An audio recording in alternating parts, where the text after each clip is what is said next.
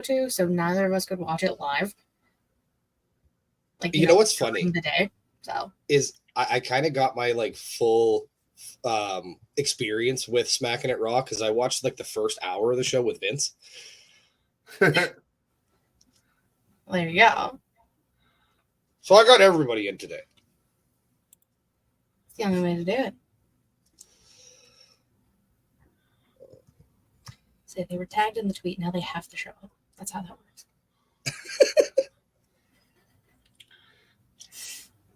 Possibly.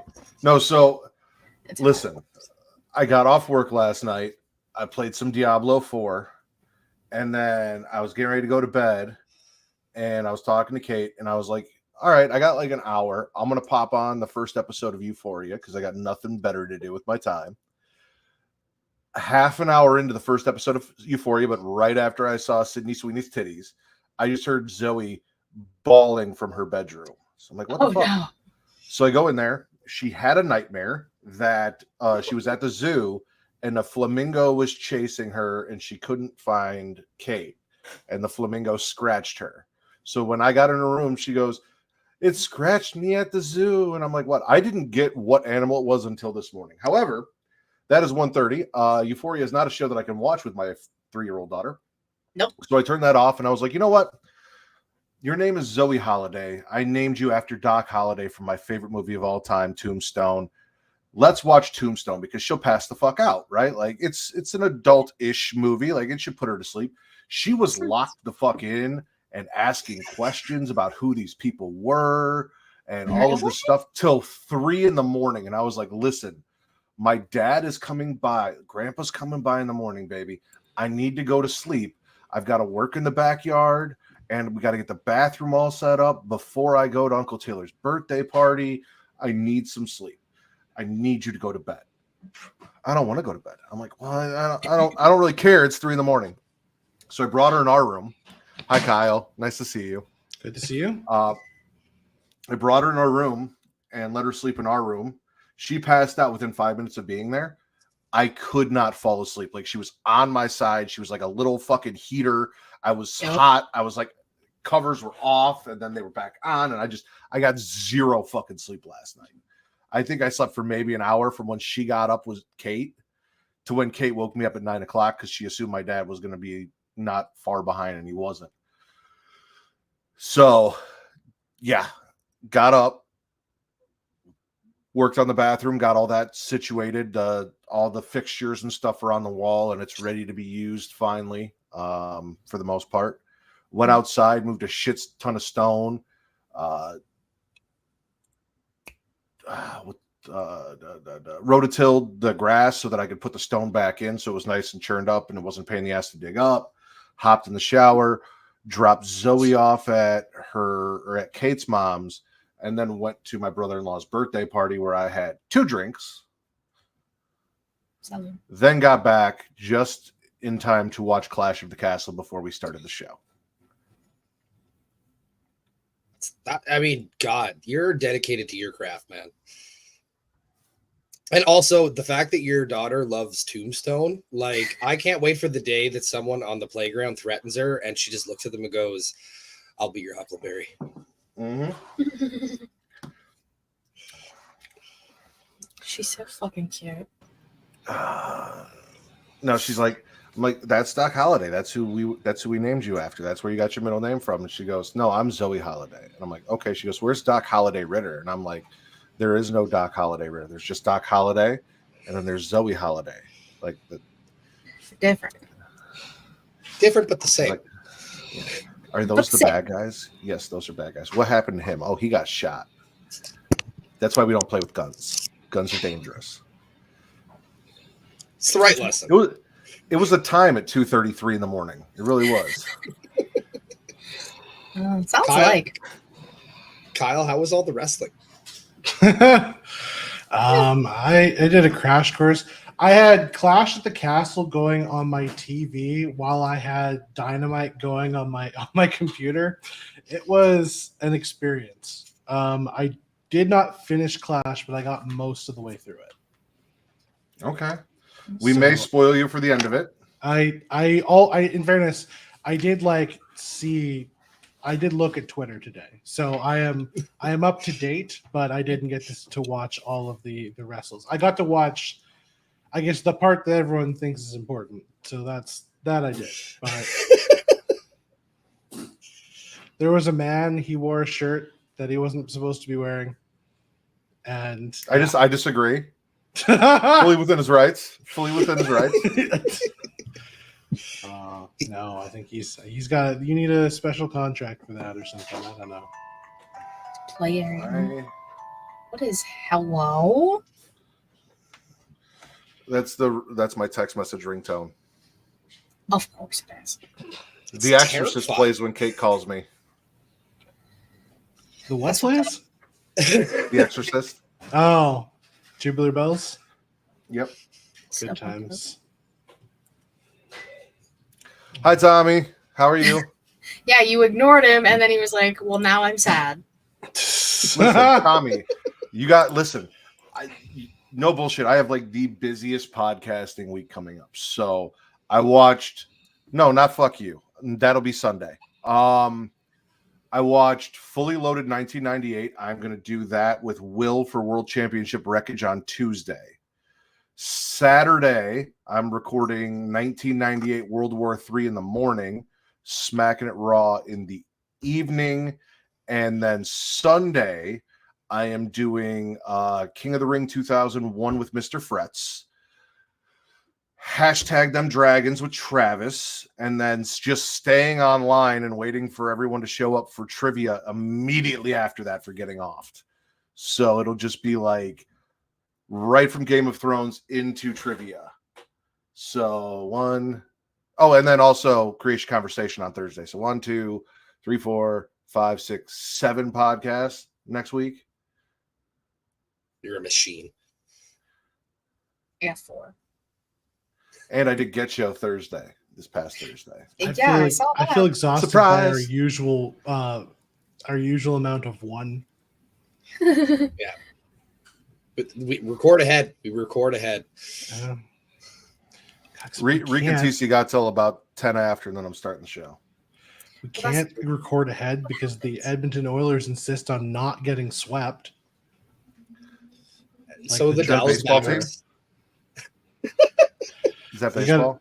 It is not baseball, but yeah, you know, baseball, the strong baseball culture in Edmonton, Alberta. Wait, is Edmonton, are the Oilers a basketball team? I know you guys have basketball up there.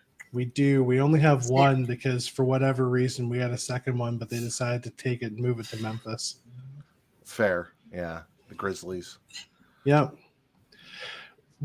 I do like it is amazing how many NBA teams kept their names after moving to a place where it no longer makes sense. Yeah. The Los Angeles Lakers in a state with no lake, or in a city with no lakes. The Memphis Grizzlies, which are not in the Pacific Northwest, and of course, everyone's favorite, the Utah Jazz. Yeah. Utah loves Jazz. To be fair, They do. And correct me if I'm wrong, because I don't know my Canadian paleontology. A lot of raptors up in Toronto. Like, Look, is that a hot spot for raptor skeletons? decisions were made. There was a movie. They had dinosaurs. Everyone got excited, and everything had to be dinosaurs for a bit there. This is just how it is. Fair. Where are the Calgary Tyrannosaurus Rexes? That's a good It's question. too big. Too big of a word. In fairness, Calgary does have a lot. Like that area does have a lot of dinosaurs. There's a big old dinosaur museum near Calgary. The Newfoundland megalodons. Oh Just man, spitballing here. yeah, it's a lot of great ideas. Just to hear somebody from Newfoundland say that team name would be entertaining. Oh man, I don't know that we're in a place where I should be breaking out the Newfie accent today. I disagree. This is Said something. if everyone shows up, this is just gonna be a fucking party. So Oh, it might just be. I don't even know what the fuck's gonna happen today. We'll see. Oh, my girlfriend's staring at me because she didn't realize I had a Newfoundland accent, so that might have to come over. Kyle, seduce me with that Newfoundland. Oh, Jesus Christ. The unsexiest accent in the history of accents. Can you say spank Oh. me, but in the accent? Oh my god. Let's see here. Well, why don't you go ahead and spank me there, Matt? See, look, I'm so turned on right now. See, Tommy's with me. Please seduce me. Give me a couple paddles on the ass. Oh my god. It almost sounds Irish. I'm not gonna lie. It has a hint of that. There's a lot of like Irish like in that. So it is basically North America's Irish accent. It's not an easy one to do, but We have French. We have French and Irish. we have a lot of stuff. Yeah. There's a lot of going on. I don't know if you guys have heard about this melting pot just below you. We have lots of things. Yeah. Just like to, but the key is to like just make them real Star Spangled Awesome after a while. Well, so that's the thing. Like, there's a whole section of the country who's like, yeah, that whole melting pot thing. Fuck that. We don't want it no more. We're nobody come. We're blocking it all. Then there are some of us who are like, yeah, no, great American melting pot. Make America not so great again. It's very exciting. America's a fun place. Yeah. Yeah.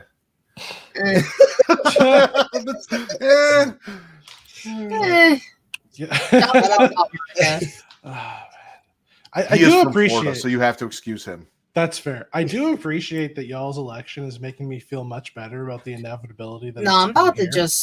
I'm about to just go somewhere. Well, I don't know where I'm going. There's a Canada not that far away from you. It's all Apparently, saying. they don't have very many mosquitoes over in England, so that's looking really good right now because mosquitoes fucking love me. Oh man, yeah.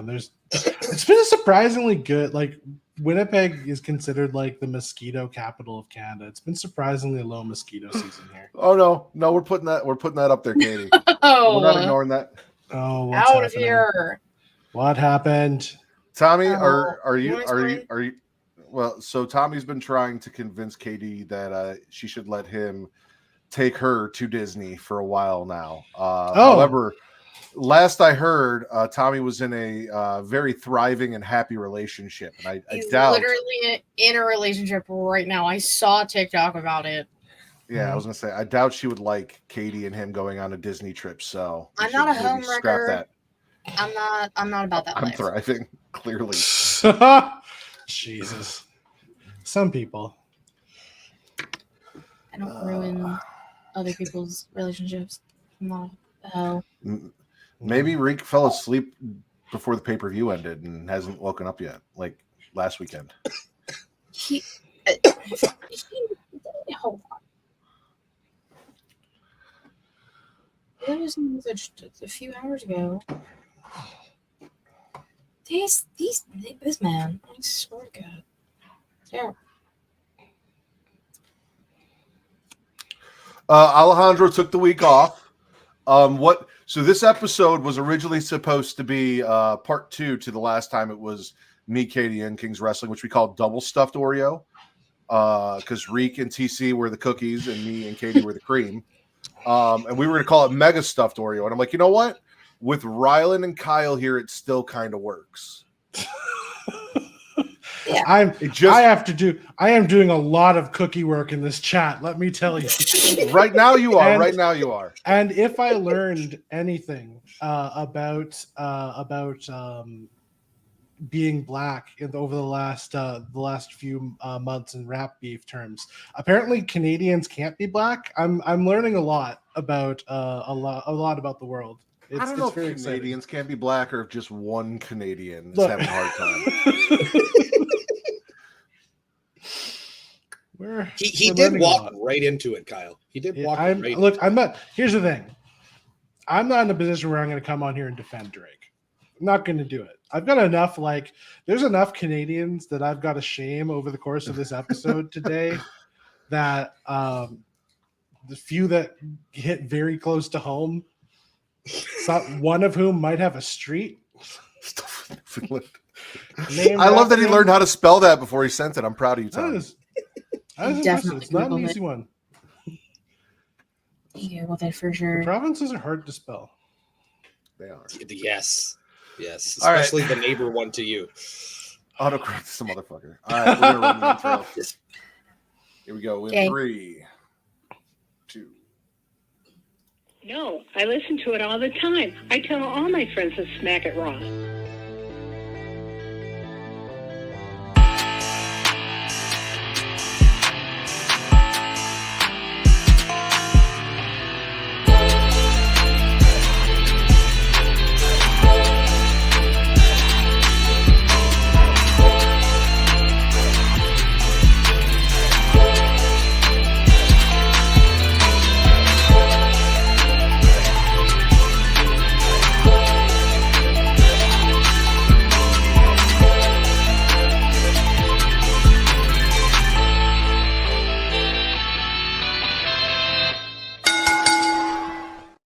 Following podcast contains mature content. The views and opinions expressed by the host are not necessarily those of the host. Listener discretion is advised. Ladies and gentlemen, welcome to the #1 wrestling podcast on your favorite spicy sites, Smackin' It Raw. I am your host, the smut guru and patron saint of podcasting, the warden Matt Ritter. I am here with my co-host. She is host of the She-League Showcase Inside the Mind of In the Crowd and Story Time with Mrs. Katie Kinsey Bay. Hey. Since Reek didn't show up to do your intro yet. Listen, it is a clash at the castle, and the Kings may or may not be here. We will see. But we do have a wallop at the castle from Wallop Media, ladies and gentlemen. Backed by popular demand, and by popular, I mean Rylan in my DMs yesterday. Pretending to be Kyle and catfishing me. Wow, crazy. It is Rylan and Kyle from Wallop Media. How you guys doing? Good. It's good to be here. Always excited to be back. I didn't get to finish the story I was telling the Patron Saint of Podcast and Word Matter. Thank you, Tommy. I didn't get to finish telling you the story, though. So Vince took the week off. It was going to be the Mega Stuffed Oreo episode. And then yesterday, Rylan DM'd me, and he was like, hey, do you guys have a guest? Because I think Rylan would really like to be on this week. And I'm like, oh, Kyle's messaging me. That's cool. Like, he's a good friend. Like, he thinks that Rylan would enjoy this. So I'm just talking to him. And I'm like, yeah, Rylan can be on this week. Absolutely. And then he goes, should I tell Kyle as well? And I'm like, wait, who the fuck am I talking to right now? Which one? I'm like, Who is it? He's like, no. So Rylan just refers to himself, which I've been saying your name properly, and I dropped the D, even though, you know, I've done it for a while. I did it one time, and you still shame me on I've never noticed. I heard it. No. So, okay, listen, I was not shaming you for getting my name wrong because I have never noticed you using a D in my name. I was shaming you for the Wallop meet or calling us Wednesday Night Wallop a couple times. Oh, okay. Yeah, no, I've done that. Yeah, Wednesdays. Honestly, I actually started typing out Wednesday Night Wallop in the ticker, and then I backed it up, and I was like, no, that's not right because it is. We're doing it early. Apparently, we're dropping the D early. Oh yeah. You don't expect also to do Will's it not here, quickly, so let me just. You should probably just. I don't even know what we should do with that ticker anymore. I set this up, and then everyone's like, maybe not. So there we go. Whoever shows. Actually, we're gonna put a question mark. I love it. Save, and there we go. Well, TC's gonna trickle through in a bit. Direct quote. All right. I don't. So, that, but okay. Listen, if Reek doesn't come, Kyle, I think you qualify as a decent part of this Mega Stuffed Oreo cookie. Enough. I appreciate it'll still work. It'll still work. I was gonna call it Mega Stuffed Clusterfuck. Nice name. Right? You like that? That's a good one. It's fun. We haven't had a clusterfuck in so long. We have not, and I was really hoping this was going to be one. And No, our friends hate us. So not all of our friends, our Canadian friends, are here. Yeah, well, Educating I us didn't- about I didn't mean the Canadians. They're here. educating us about paleontology in Canada and accents and all sorts of things. But if you guys are watching us live, I want to thank you for watching us live and checking us out at twitch.tv Creatia World.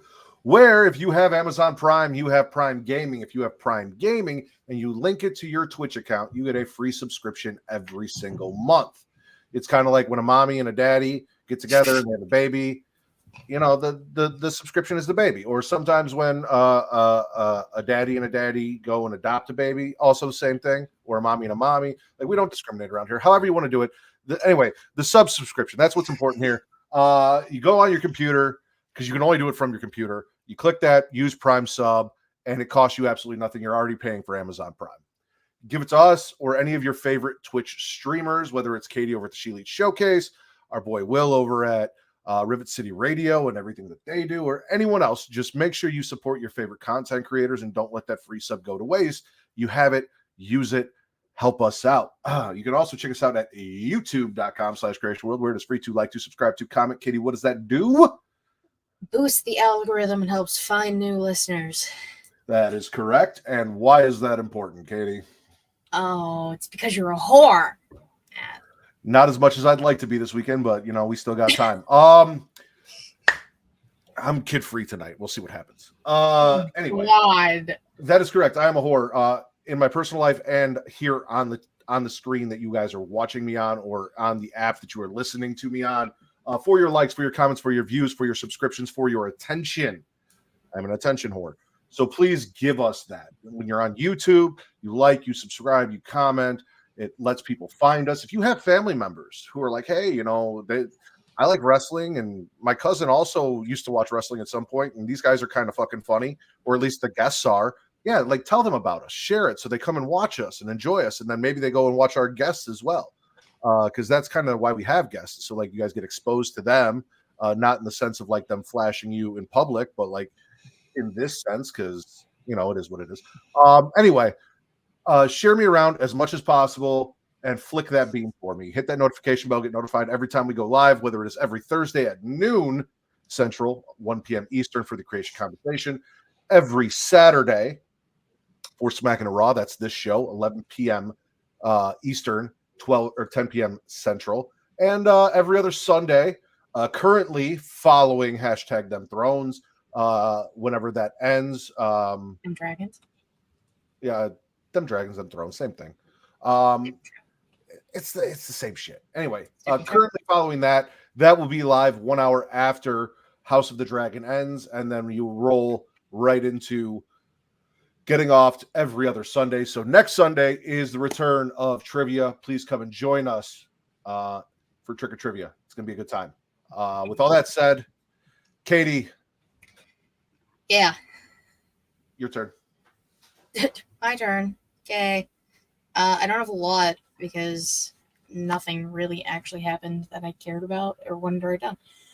NXT Heatwave, July 7th in Toronto, day after Money in the Bank, because why not?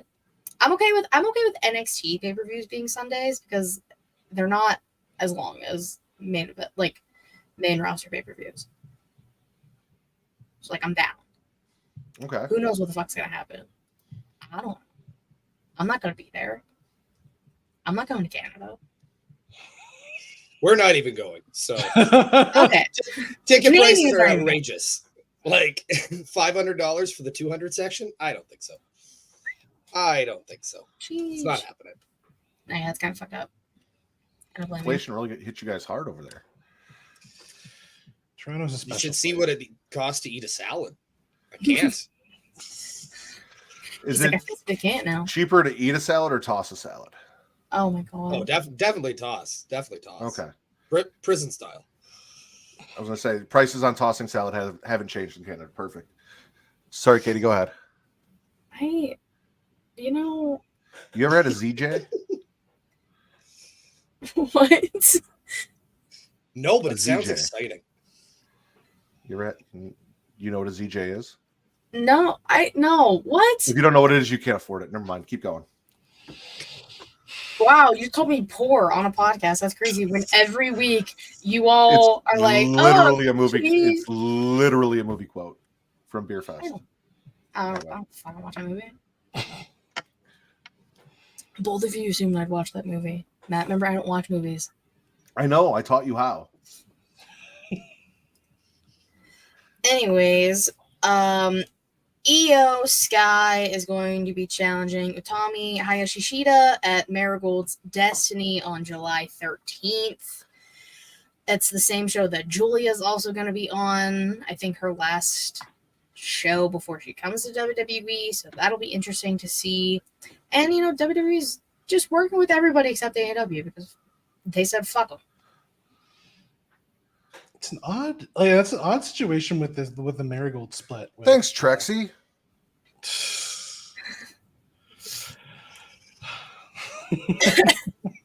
Oh dear. So that situation with the Marigold split, I guess they have a very good working relationship with WWE, which is really cool. It's great to see, but it is interesting to see where that's going to go long term.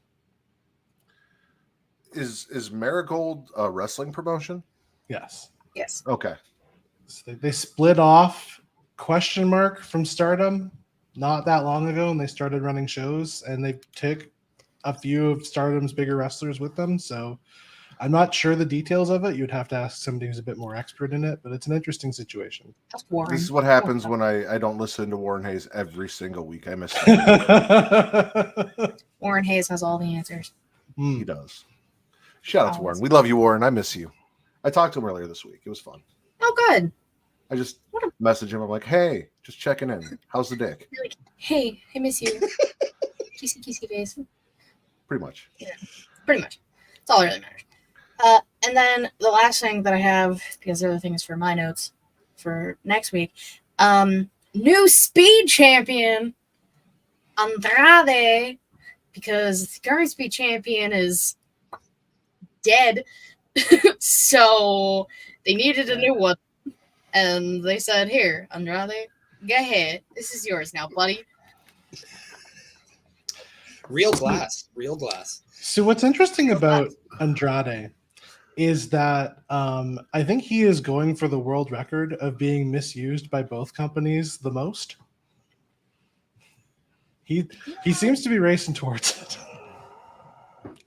I mean, he's got a belt. He does. More than I can say for him in AEW. That is correct. That is a valid point, but it is the X belt. He's not allowed to wear it on TV. I mean, listen. So does he have a belt if the rest of the time you see him, he doesn't have a belt? Like they showed him on SmackDown. Did he have the speed title? No. Well, because he can't, apparently, from what I hear. Because X said, hey, guess what? We want our own belt. So I love how X is like, porn's legal, but you can only wear that title on our shows. Porn's legal. You can't see anyone's likes, but this title is ours, damn it. Look. Apparently, we can't see that title either. I don't watch wrestling on fucking X. Yeah. Nope. I am fascinated to know what their viewership is on that. I would be really interested to know.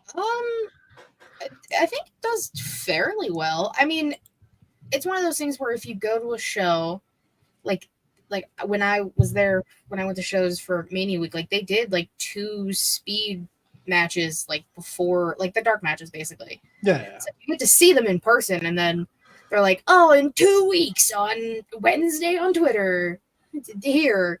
I'm like, I'm not gonna remember this A. Like, and B, I'm busy. I'm at work. I don't know what to tell you.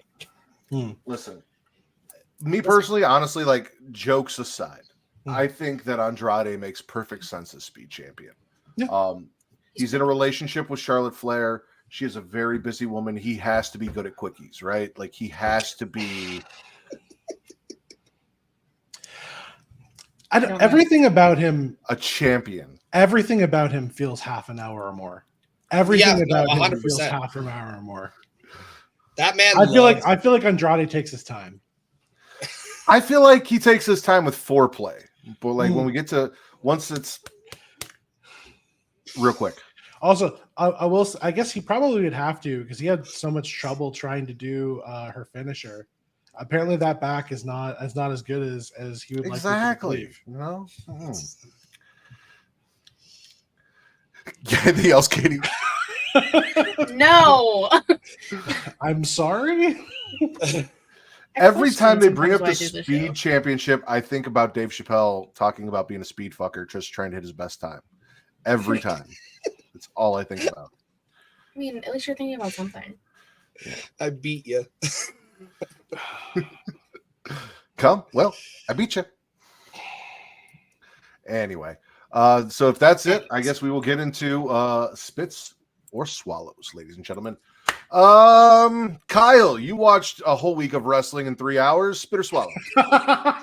Are we talking about the pay-per-view that just happened? No. No. So we will do 25. So it's been 15 minutes. We got roughly 45 minutes of spits or swallows, maybe a little more, and then we'll do smash or pass the pay-per-view. Cool. All right, then I will move to. I am going to swallow Will Ospreay versus Rey Fenix on AEW Dynamite. Good, sweet. Like, what would have to happen to Will Ospreay from this point on, as far as I'm concerned, for him to not be the wrestler of the year? And I'm not sure. At this point, I feel like if a piano falls on him, I still feel like he's got this thing pretty much in the bag, personally. But I am a huge fan of Rey Fenix. I would love to see him, win something every now and again. That would be cool. But he continues to be really, really exciting. Will Ospreay is doing amazing, amazing work, and getting to see it as a North American viewer, I'm very excited to see it. And yeah, I was just really, really happy to see the match. It was a great match. It was a lot of fun. It was a lot of chaos. It was a lot of counters. Two guys who have wrestled a bunch before and had success doing it. So I had a lot of fun. Yeah, Ospreay Phoenix. If you didn't get the chance to see it, I would highly recommend. No, I agree about Rey Fenix. I want to see him win something, probably the Speed Championship, because Wrong company. well, no, like people for how leave, long, though, it Katie? happens, right? So I'm just saying, Speed FedEx, it makes sense, right? FedEx is not fast. It can be. Shit takes forever. I mean, it's not Amazon, but It's no UPS. Like, give I me mean, my maybe goddamn package. they might call him Ray Amazon in WWE. Who knows? They do love to change people's names. Ray Prime, and he's got a Yeah. fucking Logan Paul's logo on his mask. Exactly. Go home. No. That's No. where we're going. No. No, not a fan. Oh man, title sponsor. Rylan, spit or swallow? I'm gonna swallow Joe and Hook. I think that's a good tag team right there. And you know what? Everyone's been complaining. Oh well, Hook's just. Firstly, we don't have to worry about him being involved with Jericho because it looks like that's done. And, but what do you do with him? They took the title off of him, and he's not the world's greatest wrestler, but he has moments where he's super exciting. The crowd really likes him. So putting him with Joe, I think, just adds a little bit more credibility to him at this point because everyone loves Joe and Joe's a badass. It's a good tag team. Also, it's a mouthpiece. Yeah, exactly. Because, man, fucking and right now, like these promos they're doing where they're just beating people up in the locker room and shit like that. Joe's terrifying. I forgot Tony Nese had a contract until they beat the shit out of him in the locker room. Apparently, he's on ROH. I was like, holy, well. Nobody watches that. No. I watched TNA now. Come on. That's listen. what I said. I said Yeah. apparently. I didn't say as we all know. As everyone in the room is aware. Yes. I was just like, oh, holy shit, Tony Nese. I forgot about you. Yeah, You're a I thing. did too. I love a Samoan named Joe and Hook and Shibata holding a camera because I like that Shibata choked out Smart Mark Sterling. Yeah.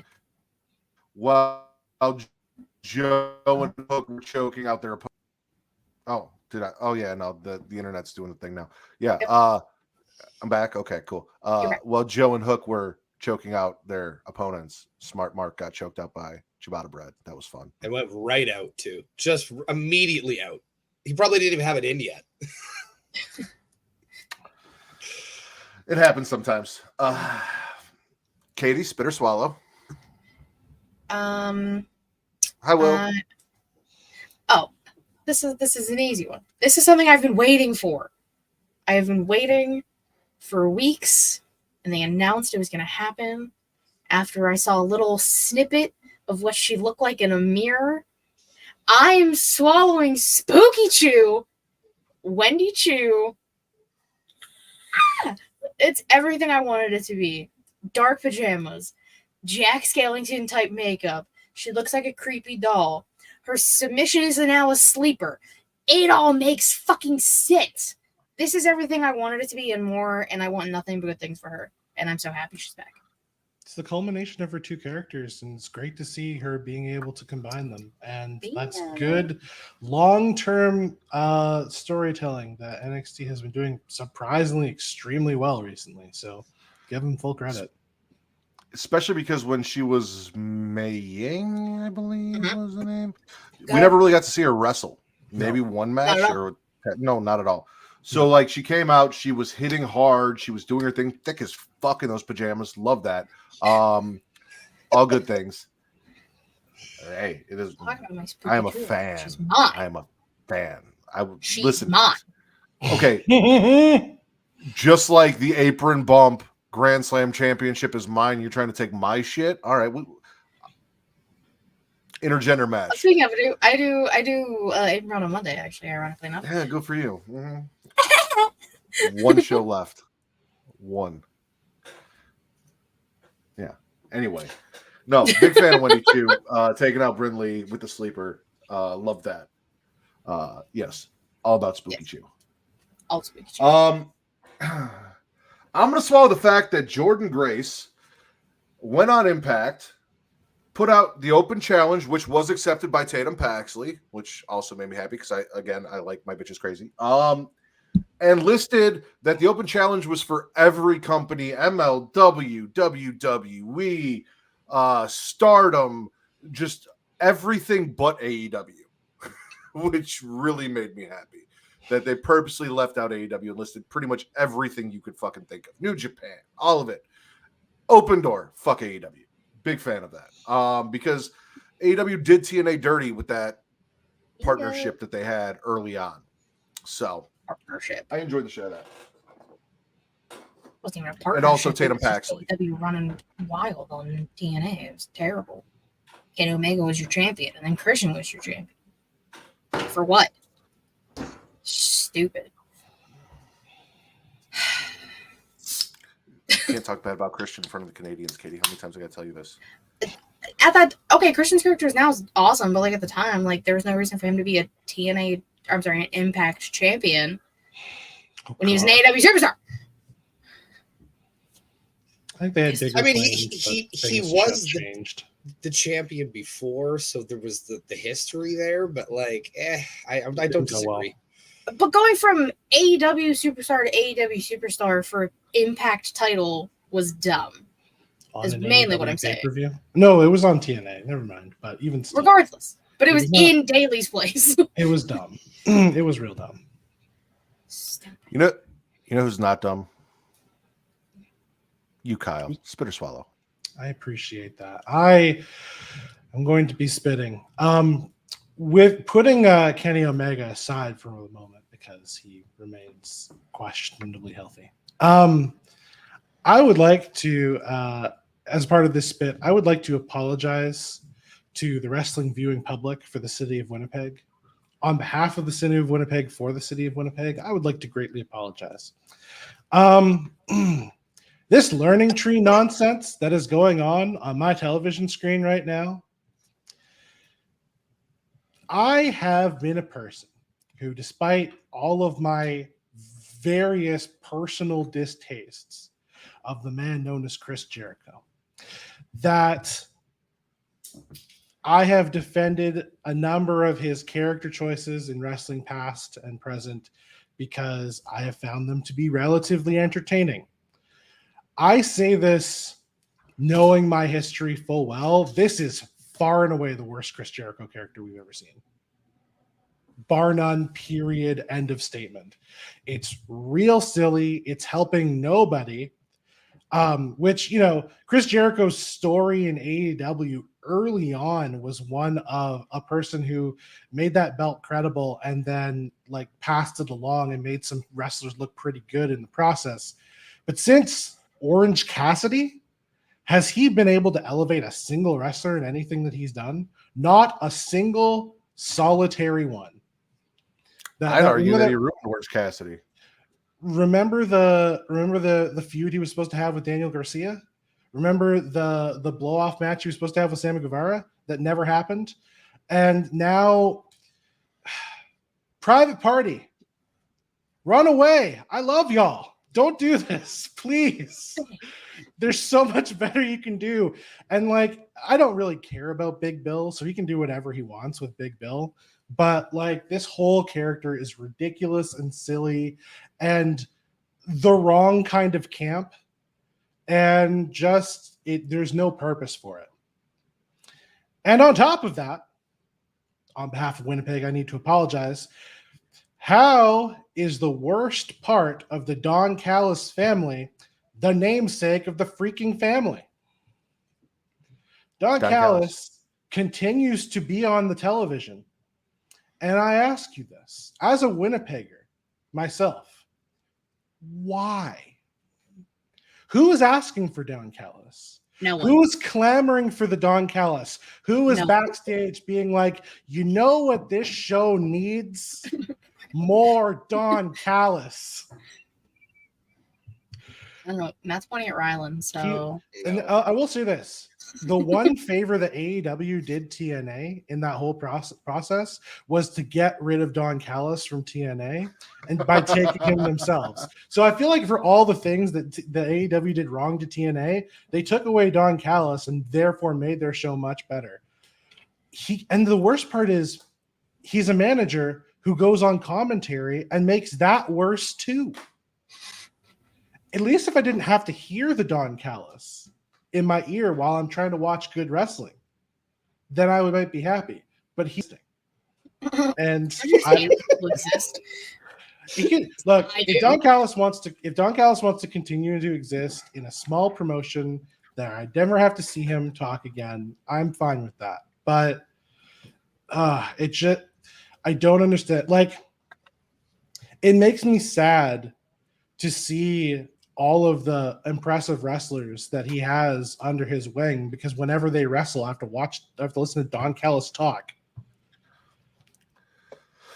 Anyway, that was my rant. I apologize on behalf of Winnipeg, for Winnipeg. Kenny Omega will be healthy soon, we promise. However, also, I mean, Don Callis is there because of Kenny Omega, and Kenny Omega is also friends with the Bucks. So, like, questionable taste and friendship and people over there by Mr. Omega. Just saying. He's won me over as of late. I was not a fan. I used to call him Kenny Blow Omega. I was not a fan. But since he's been off TV and just kind of like voicing his own opinion on everything through his Twitch, I'm like, you know what? You're all right. You're not everything everyone hyped you up to be when they were like, he's the greatest wrestler that's ever fucking existed and you have to watch his matches. They're all 12 stars. But like, you're cool. You're a cool dude. So I will say this. Having heard Kenny Omega interviewed as like Tyson Smith, the human behind Kenny Omega, he is fascinating. Yeah, that is his name. Oh, wow. That's his name. He's a fascinating person. I'm a big fan of him as a person, and I mean, admittedly, I'm a fan of his as a wrestler, but he has always been an odd character, and wrestling is better for having some weird people in it. True. That kind of weird, anyway. Love me some Gold Dust. Rylan, spit or swallow. Speaking of Gold Dust, I'm going to swallow Dustin Rhodes versus Jack Perry. I thought that was a really, really great match. Dustin Rhodes, that guy gives everything to everybody he works with. And, like, the one thing I'm digging about this Elite thing right now is Jack Perry. I think that he has kind of crossed over into that cool territory, for me anyway. And, yeah, I love a bloodbath just live on Dynamite. I think that's great. So we watched Dustin Rhodes recently. We did a review of a show from 1993, and it's amazing, like how long he has been really great, and him being this like elder statesman who every time you see him wrestle, like he had that match against Swerve that I was not expecting anything out of. That was a ton of fun a few months back. So like anytime we get to see him wrestle, it's great. Dustin is part of Katie's favorite match from WCW. Yeah, I heard you and Kyle talking about it. I heard my name mentioned a few times. Rude. Hmm? No, Where yeah, you that was the wrestled on worst the match back I've of a ever seen in my semi-trailer? entire life. That was the worst pay-per-view I've ever watched. Worst match I've ever seen. Which one? The one where he wrestled on the back of a. Uncensored 95. Okay, so we don't. Was Oh, this Jesus. the God? What the hell King is of that the- match called? King of the Road or King of the Road match. Where they're wrestling on like a flat back truck. Oh, And there's God. bales of hay. Oh, yeah. WCW. That's the thing.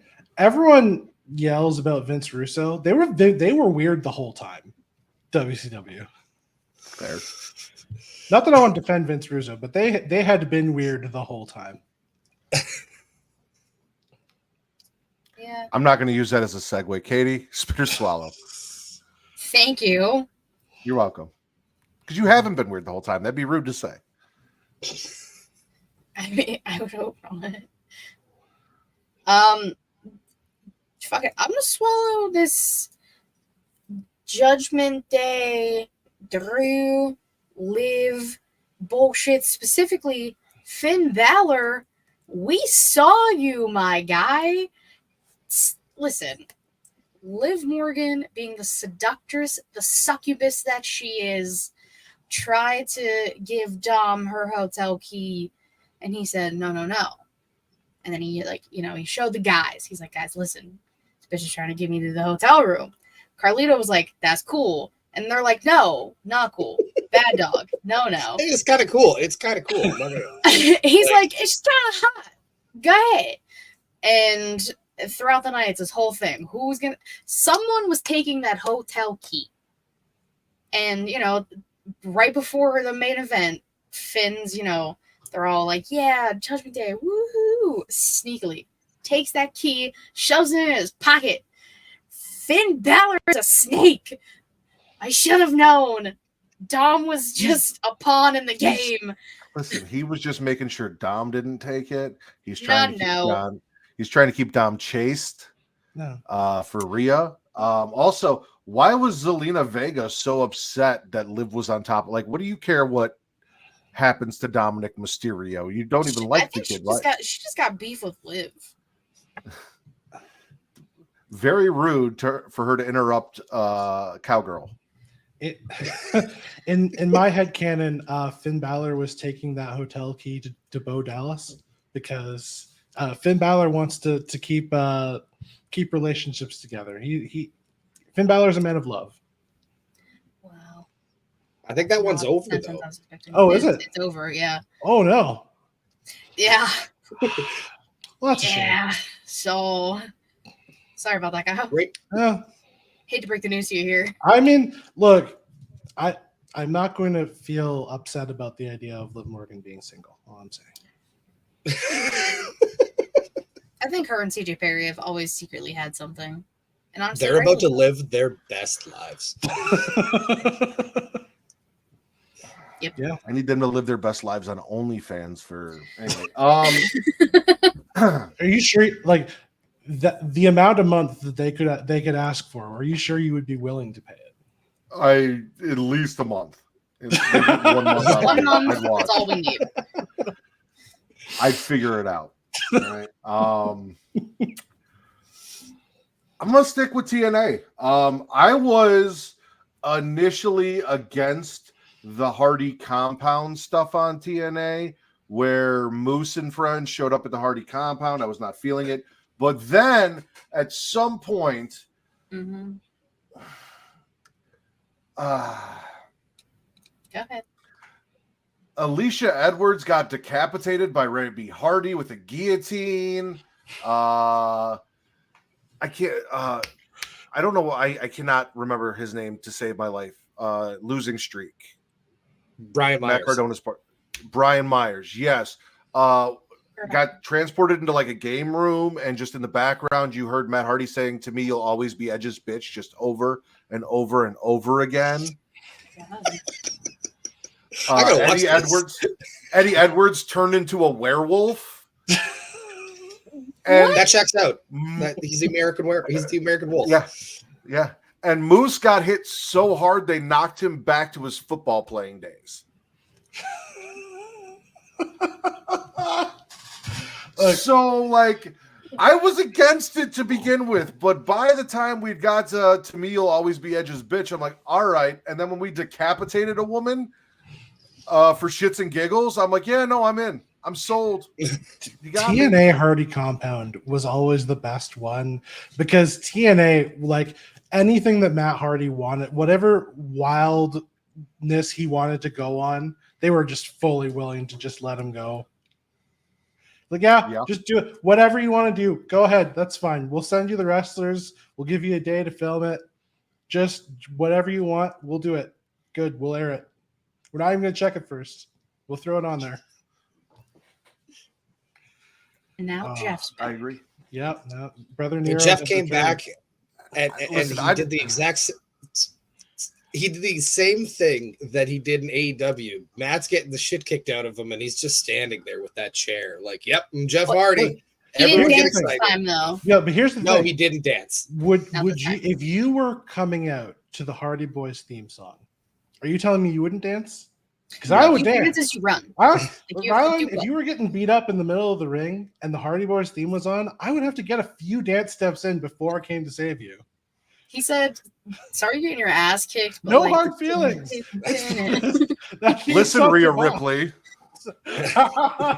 Hey, I'm just saying. Look, she's I- only that done it was- once. that was- Jeff's done it on yeah. numerous occasions. Yeah, but she did the worst one. She did the worst one.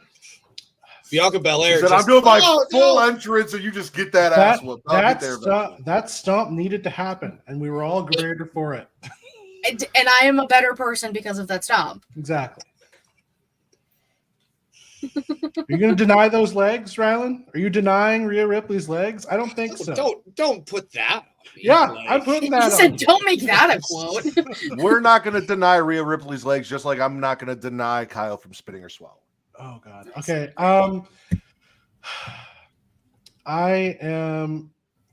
I don't want to be too deep into the haterade today. I've already had to lay out some haterade, but a lot of that was on the city of Winnipeg, in which I live, so I was okay with that. But whatever's happening with Ricochet right now, He's dead. spit. What? Why? He died Okay, so- for our sins. Hold on, guys. Paul. I cannot spit this just because last week on the show, Will and I said they should write Ricochet off TV like he's a character on TNA, and then they murdered him. I was a part of that. So you were there as well. Yes, I was in the room where it happened. you were in the room. Yeah. Remember? Does anyone remember? Okay. Does anyone remember when Ricochet was cool? Because Pepperidge Farm remembers. That one time he flipped over the top rope in NXT. Yes. Yes, that was Pepper Farm remembers. They do. Look, I get the criticisms that people will levy at Ricochet are the same criticisms that they have levied at Ricochet for a decade now. He's not a great talker. He's not that big, and he loves doing flips. And some people think flips are stupid. One, flips are not stupid. You're wrong. And two, yeah, exactly. And two, in wrestling back in the day, when they had a person who was really good at the wrestles, but not so good at the talking, they did this thing called giving them a manager, where a person would come out and talk for them, and then they just did cool wrestling, and it was great, and it worked fine. And somewhere along the way, WWE made the decision, managers are stupid. Unless they're Roman Reigns, then he gets one. But everyone else, no, we don't do managers anymore. You got Karrion Brock Kross, Lesnar, you AOP. talk for yourself. And it's ridiculous. They're starting to get back into it more now, which is good to see. I think Triple H has always sort of been more of a manager fan in general. And I like AEW's continual use of managers with one very glaring exception from before. I don't understand. There's others, but still, generally speaking, they've been pretty good with manager choice. But Don Callis. look, as much as I want to hate on Don Callis, Prince Nana comes out and he dances, and it's amazing. and it adds something every time. But the reality is that yes, he is not the best talker, but he is one of the greatest high-flying wrestlers of all time and has been the whole time.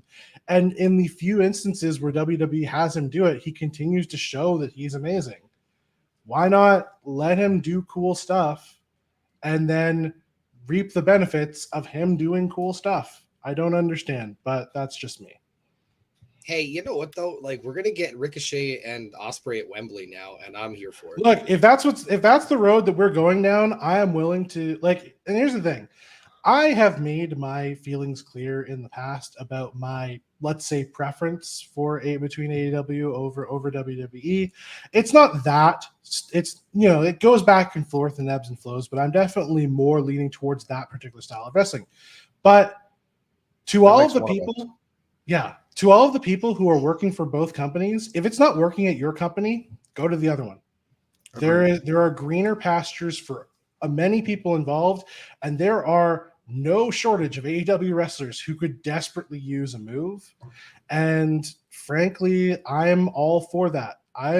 People finding greener pastures, very much for. And if Ricochet gets to find greener pastures somewhere else, be it AEW or wherever, please. I would much rather that than this. I agree. As long as I need to I don't care. True. I need to rewind back to Katie saying that when Will and I brought that up, how she was in the room. Because I wanted to ask you a question. If my wife and I are having coitus in a room that you're also in, are you a part of that as well, or is it just us? I contributed to the conversation last week, by the way. You just refused. Well, if you cheer me on, you're contributing, but are you anyway? I don't want to. Why are we having this conversation? You're a monster. I was just trying to figure it out. I am 100%. I mean, we will figure out what details, what counts as the threesome line, but that is not a discussion for maybe another day.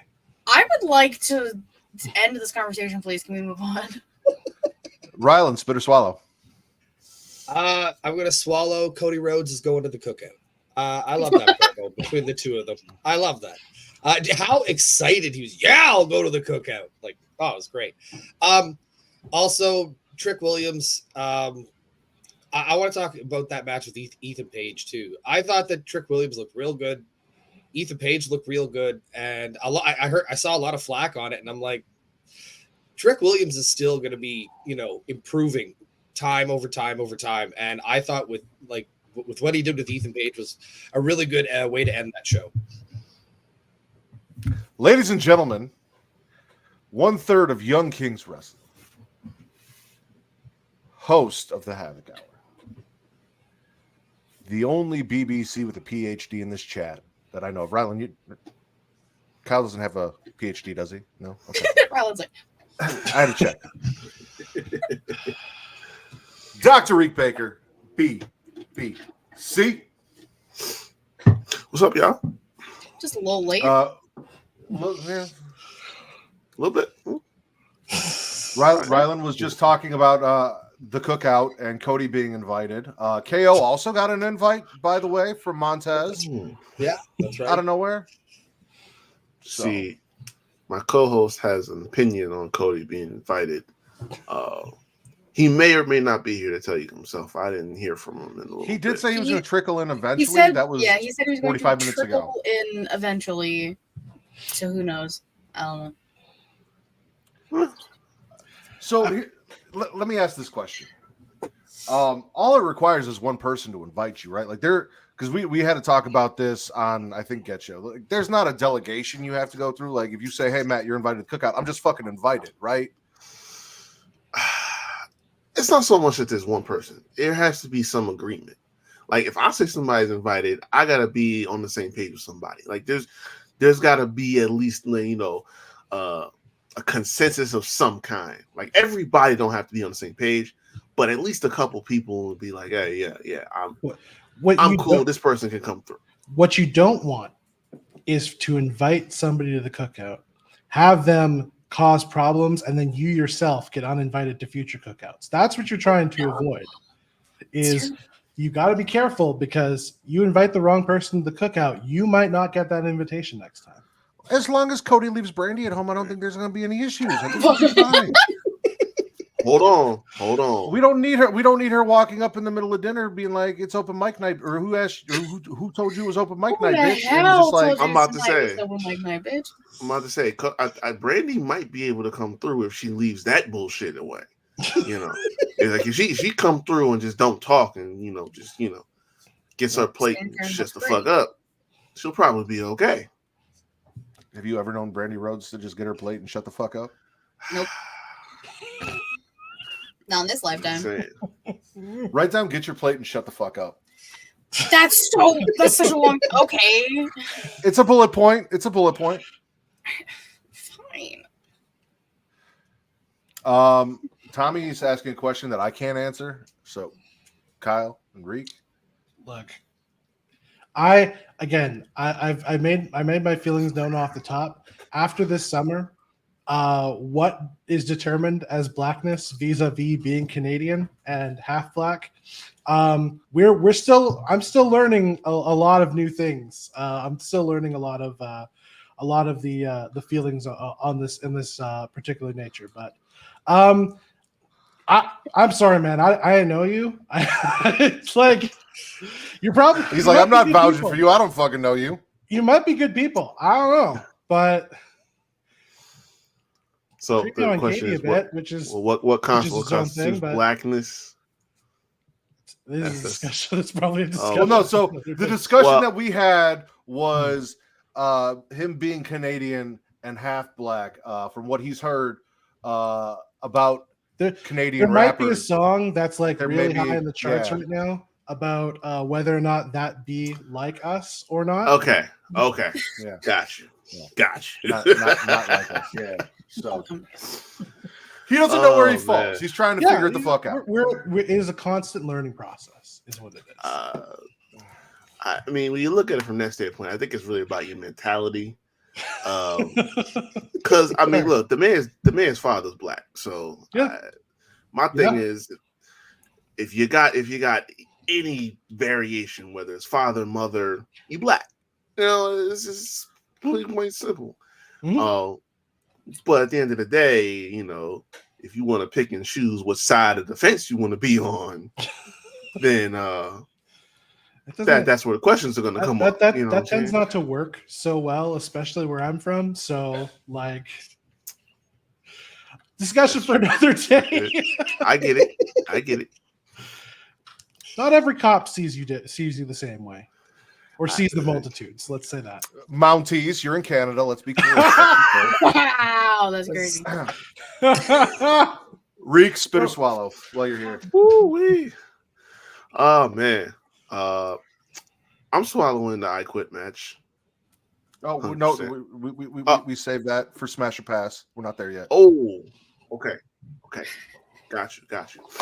I'm swallowing the not so PG content from Olivia past the Dutch Morgan because she's a little bit out of control, but I'm kind of with it.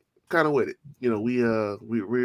going a little bit backwards in a good way because I'm not so much never was into the whole PG era thing, but I'm kind of like slowly trickling back off of that a little bit at a time. But what's his name? Finn is not that slick because we all saw the swipe off the table. Okay. I'm patiently waiting for some resolution about that because I guess we'll find out Monday. But where's my GTV segment? That's all I'm saying. What's up, Alan Russ? Thanks for stopping by. Katie was on board with that as well. Where are we at here? I'm gonna swallow the Mina and Mariah package from Dynamite about their relationship, all of that. Mina says she's coming, wants a contract signing. Mariah she prepared it, all of that. Also, Tony Storm dropping the wide load that holds gold line because everything that Tony Storm does over there is fantastic. Love me a wide load that holds gold. Don't know. Okay. Real talk. I was like, is someone gonna agree with me here? What the fuck? Katie, spit or Fine, swallow. The storm's awesome. Um, um, um, um, I'll swallow Lyra and Io. Have a banger. Io's just slowly losing her mind. Did get the win this time, but she's slowly just like becoming less of a human and more of just like a monster, just ruining everything like backstage and like hitting people and all the things. But I mean, it led to her or her calling out the Tommy. So clearly something is changing.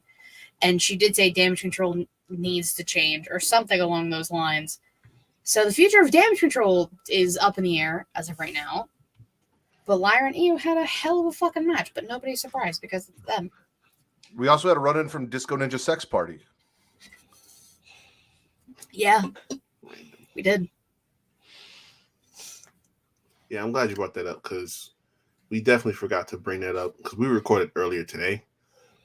But I definitely forgot to bring that up. That was dope as fuck. I think it's July 13th. They're having that event.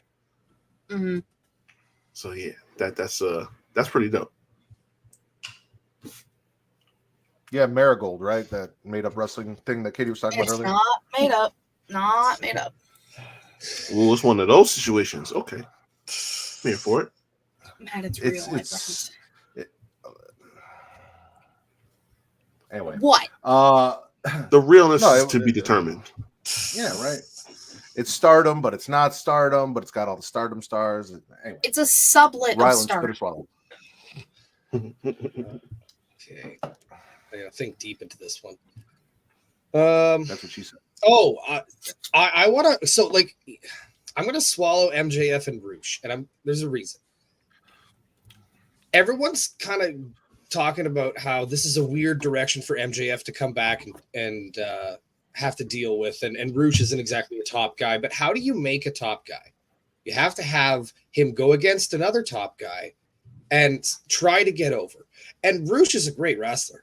He has a great look. He's awesome in ring. So why are we complaining about the fact that we're going to get a great match between Roosh and MJF? Now that MJF is back and he's Triple H from 2002, he's the perfect guy to pair with Roosh. Listen, you can't become a top guy unless somebody lets that guy on top.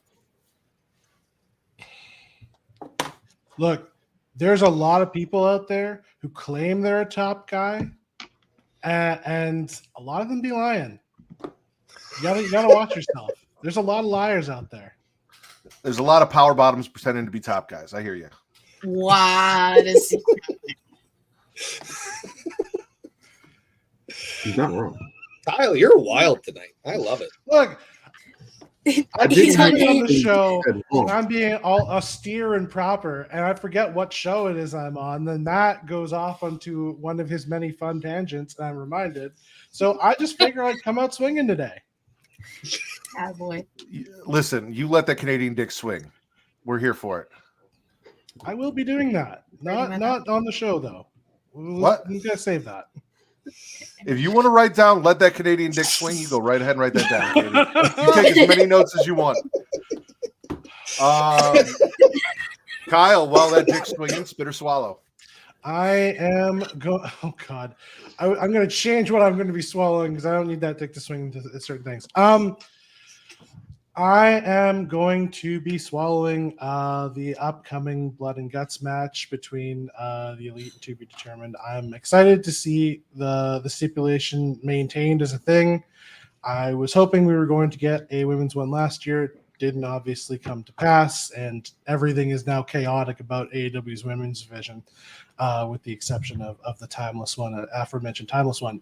But yeah, I'm just excited to see what is going to come of that Blood and Guts situation.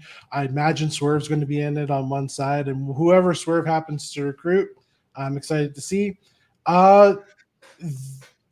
It has had some memorable missed moments in the past, but Blood and Guts as a match tends to be fire. pretty consistently. So I'm excited to see what they put together. So I am preemptively swallowing that. All right. So much shit to talk about. Because like you talked about the Cody Trick stuff, we talked about the cookout and all that. We didn't mention that there was a 25-man battle royal that is not exclusive to NXT that will determine Trick's next opponent, which is fucking awesome. We also didn't talk about how Cody gave JC Jane his Dashing Rhodes mask, and then she put it on top of her mask to come out and establish herself as back of the top of the women's division. Or the fact that Cody ran into his boys backstage and looked at them all and said, you know what? Looks like you guys are in a good place. And I love that little, it's not a shot, but it's a shot.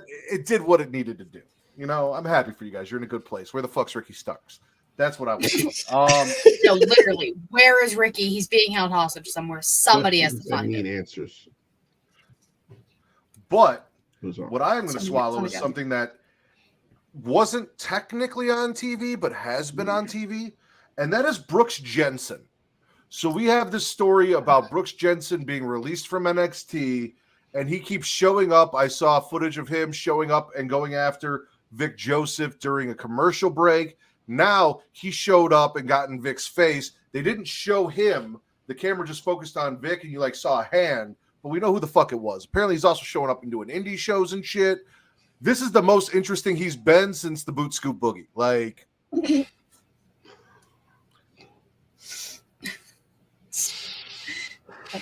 all right.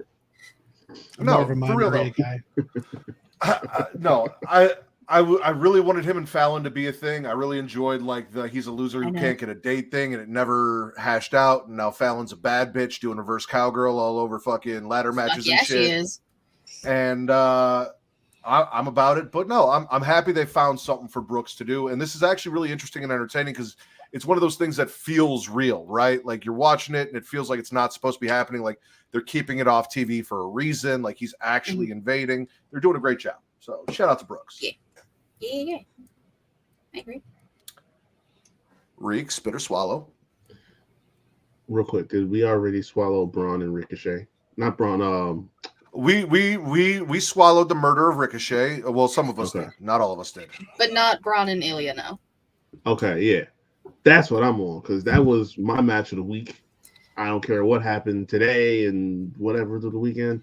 That was it for me, because I'm pretty sure they had at least one match in NXT, but it was nothing on this shit. This was like fire for real.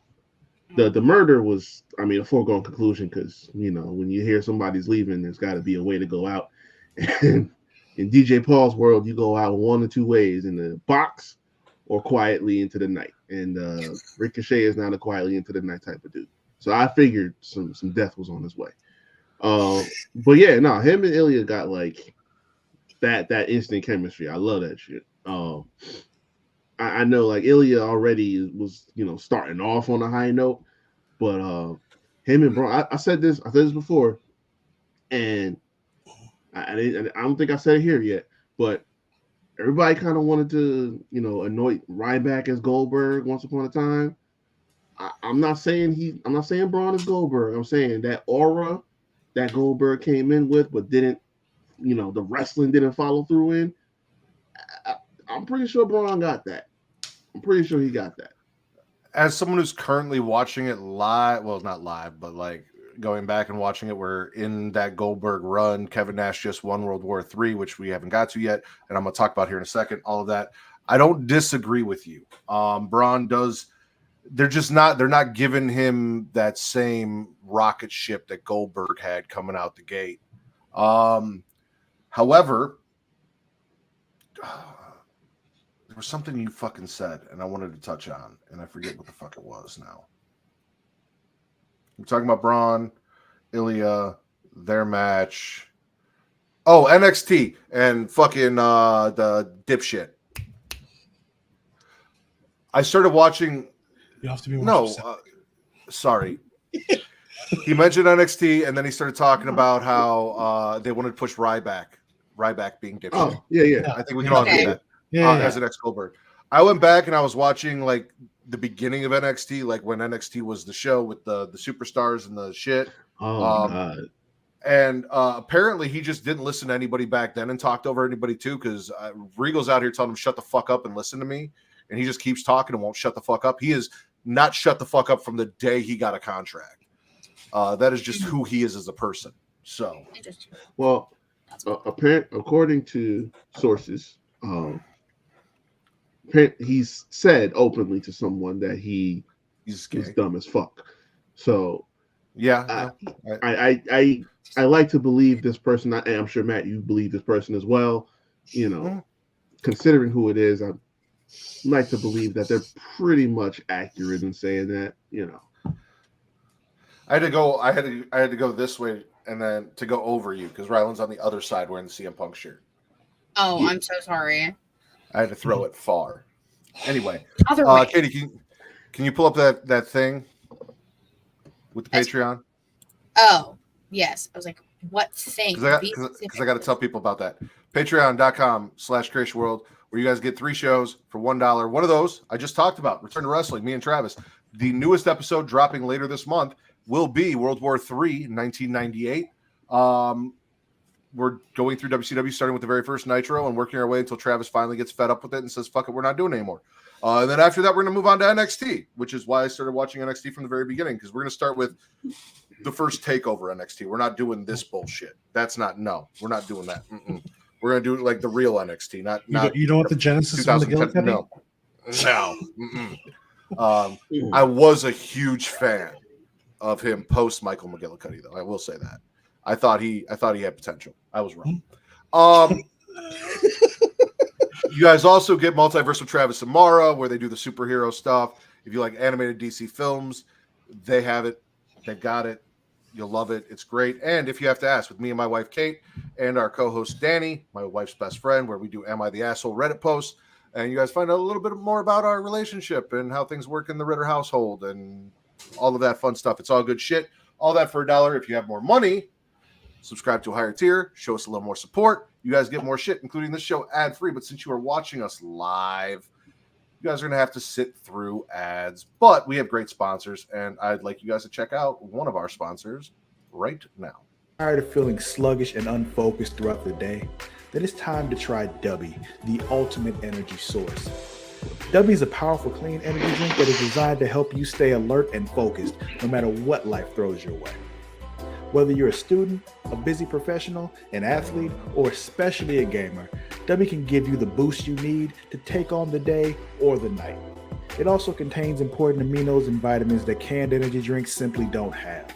And the best part, W is made with high-quality ingredients and is completely sugar-free, maltodextrin-free, and is keto-friendly.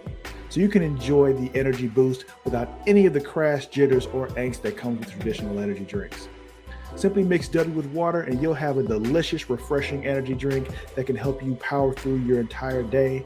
And with a variety of flavors to choose from, including Galaxy Grenade, Beach and Peach, and Dragonade, you're sure to find one that you love. So go to w.creatiaworld.com and order your W today. And for a limited time, use code Creatia at checkout to get 10% off your order. That's Creatia at w.creatiaworld.com for 10% off. Try W today and feel the difference. The link is in the description. All right, we're going to go one more round with everybody. So everyone pick one last bitter swallow, and then we'll get into Smash or Pass, the pay-per-view, which is what everyone's here for anyway. Clash at the Castle happened today. Eeny, meeny, miny, Kyle, spit or swallow. I am going to be swallowing Mercedes Moné. I was excited to see her wrestle. What? Sorry. Anyway. I'm not boo. What happened now? The match was trash. Don't get me wrong. Zeuxis, I believe. She was in the Mae Young Classic. Absolutely loved her. Yeah. The one thing Mercedes is supposed to be good at is the wrestling, because the talking has not been working in AEW. And the wrestling wasn't there in this match for me. Like, she did not look great. I disagree. She started the match botching the head scissors right off the bat. First move she did. And then it was just like a Meteora fest for the rest of the match. It wasn't for me. All right, It wasn't enjoyed. that's fair. That's just me. Agree to disagree. I enjoyed the match. I thought, I mean, yes, I agree. Zeuxis was fantastic.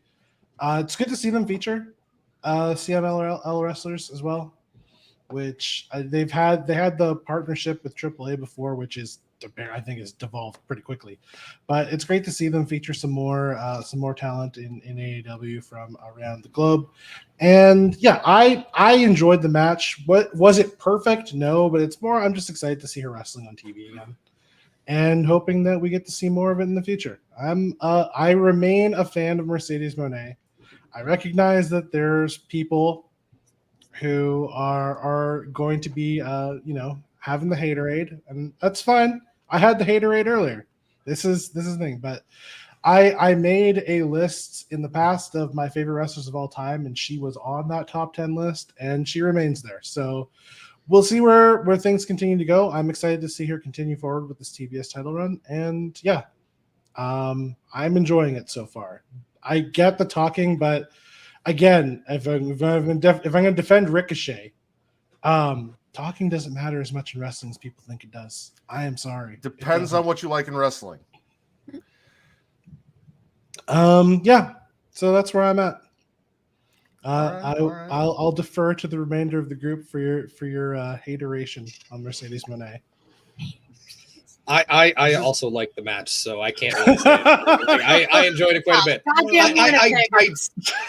Look, I do recognize that Mercedes has moments, and like again, I'll never defend that finishing move. I think it looked better this week than it ever has. Yes, it did. But I think a lot of it is in who's taking it, and I just think she should use the bank statement. That was a good move. Like, there's nothing wrong with that. But no, like I like the match. Well, yeah, no, Katie and I didn't. I'm assuming Reek didn't watch it. No. And now I'm not incented to watch it. He's Vince this week. He didn't watch the AEW. No. We gotta have one. Rylan, spit or swallow? I'm gonna swallow the impending debut of this Wyatt faction. Look, the promos haven't been as exciting as the White Rabbit promotion was. But look, this is going to be a group of people, and I think the crowd is going to recognize that this is going to be a tribute to somebody who we all love in Bray Wyatt. And I think that that's a positive thing. Don't get me wrong. They can fuck it up, and they might fuck it up. And the people that they put together in this group might be the reason they fuck it up. But I am cautiously optimistic, and I want to swallow it. The last time I believed, I was made to feel incorrect. Okay. I cannot get to that place again. I am sorry. I will believe it when I see it. Right, that shit. I'll speak for myself and TC, and you'll hear about this later on Monday. They got me earlier today with the whole there will be a massacre thing, particularly where Sami Zayn was concerned. If any part of that happens to be true, you will have officially sold both of us. Okay. Here's where I'm at. I'm like Rylan. I'm excited. I want it to happen, but I also feel like we've been watching a movie and I've been getting a hand job the whole time, and I'd like it to finish. I'm tired. You're starting to rub me raw. Can we please just get to the fun part? Or maybe use some lotion, something, because this has been going on for a very long time now, and we don't have a date. We just have rumors and theories. Monday. It looks to be Monday. We're getting into. I thought it looked to be a Clash at the Castle. I thought it looked to be a million different places. Like I think there was like a countdown or something on SmackDown, and the timer coincided with Monday. Okay, but we also saw something where they had a date and it ended up being like a Twitch stream. Like, who knows what they're gonna fucking do if they actually show up. If they show up Monday, cool. Listen, I will be happy to get my happy ending on Monday. Please, let's see it. Let's do it. Right now, this is the never-ending hand job, and I need it to finish. Never-ending hand job. The never-ending hand job. Dry too. That's bad. Never-ending hand It's not completely dry, but it's not well lubricated either. Katie, you should write that down. Oh, now I'm taking What- requests. Unlubricated hand jobs. What am I writing down? Unlubricated hand jobs. Never-ending hand job. Oh God. I was just told two different mo- things. Wait. Katie, who do you listen to on the show? Go with never ending hand job. It's cool. Guys, I've been drinking. This isn't fair. You could put them both. Reek, I'll fucking put them both. Reek, spit or swallow. All right. Can I do like a little mini swallow and then the main one that I have? It's your last one. Go ahead. All right. Well, it's cool. I'll leave it. It's really a gargle, and I'm gonna shock you with this one because it's TNA related, and this is also something you'll hear about Monday. Against all odds, this past week, we had a specific return that happened, and I don't know how to feel about it because I feel like Matthew is living a certain midlife crisis that he is dragging his poor younger brother along for, and I wanted to be happy, but at the same time, I don't feel like this needed to happen at all. Like I give kudos for a cheap pop anywhere you get it. I haven't been happy to see Jeff Hardy show up since that time they surprised us at WrestleMania. That was the last time, and that's because they were in a tag team. I'm never happy to see Jeff Hardy by himself. Well, it's going to lead to that.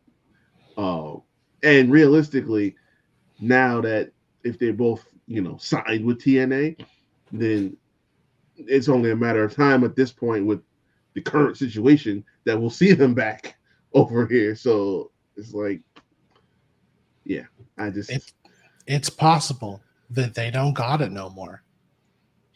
It's possible. It ain't just possible. It's the probability levels increase every day. Yes. Like when I saw him go up to the turnbuckle, I'm like, oh Jesus Lord. You remember when we did the zombie panel over on Getting Off, and I talked about how Jenna Jameson used to be the shit, but now in 2024 hindsight, she doesn't have an ass, and it's not the same. Yeah, that's Jeff Hardy showing back up in 2024. That'd be like if Jenna Jameson got back into porn. Nobody wanted to see that. We don't need that. You said that during the panel. You referenced Jeff Hardy, or I just am imagining you saying that. Nope, that's deja vu. I don't think I mentioned Jeff Hardy. Okay. Never mind. I'll shut up. No, don't shut up. Spit or swallow, Katie. Fuck you. I'll swallow Michin. Had a great match against Jada Parker on NXT. Double slap on the ass to finish the pin. Gotta love it. She's living dreams. Of the people. She's the woman of the people. I think she had a nice match against Nia on SmackDown. I'm not gonna lie, I did fast forward through it, but I had a very long day yesterday. But I was watching it. It's just very fast. But I like what Michin's doing right now, because people forget that Michin can actually wrestle, and she's very good, and she can actually talk, but they don't utilize her, and they work for the longest time. She's been so good for so long. That's what I'm saying. They before WWE, she was good, and then she came to and did the Mae Young, and then did the things, and then she just wasn't used properly for the longest time, and now I feel like she's actually in a good spot. And then they set her up to. They Yeah. set her up to win the NXT championship, women's championship, and then we're like, you know what this NXT division could use? Charlotte Flair. I don't even want to talk about her. Oh, your favorite? Shut the She fuck also up. has a match against Kalani Jordan now, so shout out. She does next week. Hey, third time was the charm. So It was about the what do I swallow Kevin Owens changing shirts on SmackDown throughout the night from Eddie Guerrero to Stone Cold Steve Austin and basically just listen, Kevin Owens is basically just me, right? Like we wear the same clothes. If I had hair and was Canadian, I would essentially be Kevin Owens, which is why when I hear all the KO slander over on YK Wrestling, I feel a certain way. Because I talked about how Montez got invited into the cookout, right? I was literally physically invited to every Pointer family cookout. I've been to the actual cookout, but then when TC heard that I listened to Fabo, he also invited me to the metaphorical cookout. So like that's been a thing as well for a while now. So like Kevin Owens, like I was like, okay, that's just confirmation. Kevin Owens is Canadian Matt Ritter. I could also swallow Mustafa Ali doing his little interview thing, politicking. They're like, oh, you're ducking speedball. And then he's ending the interview and leaving because that was fun. But I think what I really want to swallow is the fact that on AEW, as OC, Orange Cassidy, who has not been entertaining since he dealt with Chris Jericho and dropped the fun part of his gimmick, was getting his ass beat. Willow's music played like she was going to come out and save him, but it was really just Chris Statlander whooping her ass all the way out onto the stage. And everyone got so excited just to see Willow get that ass whooped by Chris. And I was excited to watch Chris whoop Willow's ass. I enjoyed the shit out of that. Oh, yeah. It's so good. And just let Chris Statlander fight Cassidy, for fuck's sake. Yeah. I'd be into it. I got two things for you. One, one of the parameters about the cookout thing, and I didn't mention this too, if you can vouch for somebody, then you know there's a passable event. So I mean, I think plenty of us could vouch for you off of GP to get you in. But second thing, you cannot compare yourself to Kevin Owens because in 2024, I could take Matt Ritter seriously. I cannot take Kevin Owens seriously. Canadian Matt Ritter. Canadian Matt Ritter. Okay. All right. Look, still, I don't want to have to fight somebody on this show. Wow. I came out here and talked ill about Canadian wrestlers earlier today, and I will stand by that. There will be no Owen slander in this household. Listen, I love what Kevin Owens was at one point in time. I do not love what he is today. I just listen. It's not the same thing. Especially this time of year. I dressed up because I went out for a birthday party, but I exist in sleeveless shirts and basketball shorts. That is how I exist in the majority of the year. And a lot of the same shirts that Kevin Owens wears sleeveless, to be fair. So, I mean, I've never seen in the same room. To clarify, right? Kevin Owens, the cold, heartless mercenary that was powerbombing Sami Zayn into oblivion, which is wonderful in hindsight. Now we're looking back on it. Kill Owens. This is the different from Kevin Owens that is just trying so desperately to win every fight that he's in now. It's like there's a different level that I saw, you know, when he came up from NXT versus now. It's not there no more. I want better for Kevin Owens, is what I'm saying. I don't like where he is now. I will say this is a far better tag team partner for Randy Orton than the last guy he decided to fucking hang out with. We don't gotta talk about that. Hey, he won a championship with that dude, so I mean, fuck that dude. Not in this house. Listen, not in this house. No. Not our kind of white people. Hey, I'm just hashtag winner over middle, baby. I'm just laying out the bro with the flip flops. You're not defending the bro with the flip flops. Fuck that guy. I hate that motherfucker with a passion. I'm just laying out the Carfax, my dude. Stay on the fucking indies. We don't want you back on TV. Anyway, while we're talking about Kevin Owens, let's talk Clash at the Castle because our boy did show up. We got a big panel here. We got 5 people, so I think what we're gonna do is I'll say the match. And then I'll say smash, and everyone that's smashing, raise your hand. And then I'll say pass, and everyone that's passing, raise your hand. And then I'll pick a delegate to discuss why they're smashing the match. I think that'll be a fun, different way to do it. I hope he is. God, I hope he is. I hope he is. Fingers crossed, everybody. Damn. He deserves it. I ain't gonna do all that. There will be no free riddle hashtags around here. Get that motherfucker locked up. Anyway, fun story. At about 1 o'clock, I popped on the pay-per-view to catch the end of it because I didn't know. And I saw the Cody, like the end of the Cody stuff. And I thought that was the end of the pay-per-view. So then I shut it off, got ready, and we left. Came back, and on my way home, I started it, and it started with Cody, and I was very fucking confused because I thought that's how we closed the pay-per-view. I just turned the shit off because the fucking commercials that WWE does during their pay-per-views now are fucking confusing as shit. We went in, I was like, oh, the pay-per-view's over. Now they're plugging shit. Anyway, Cody versus AJ, I Quit match. Smash.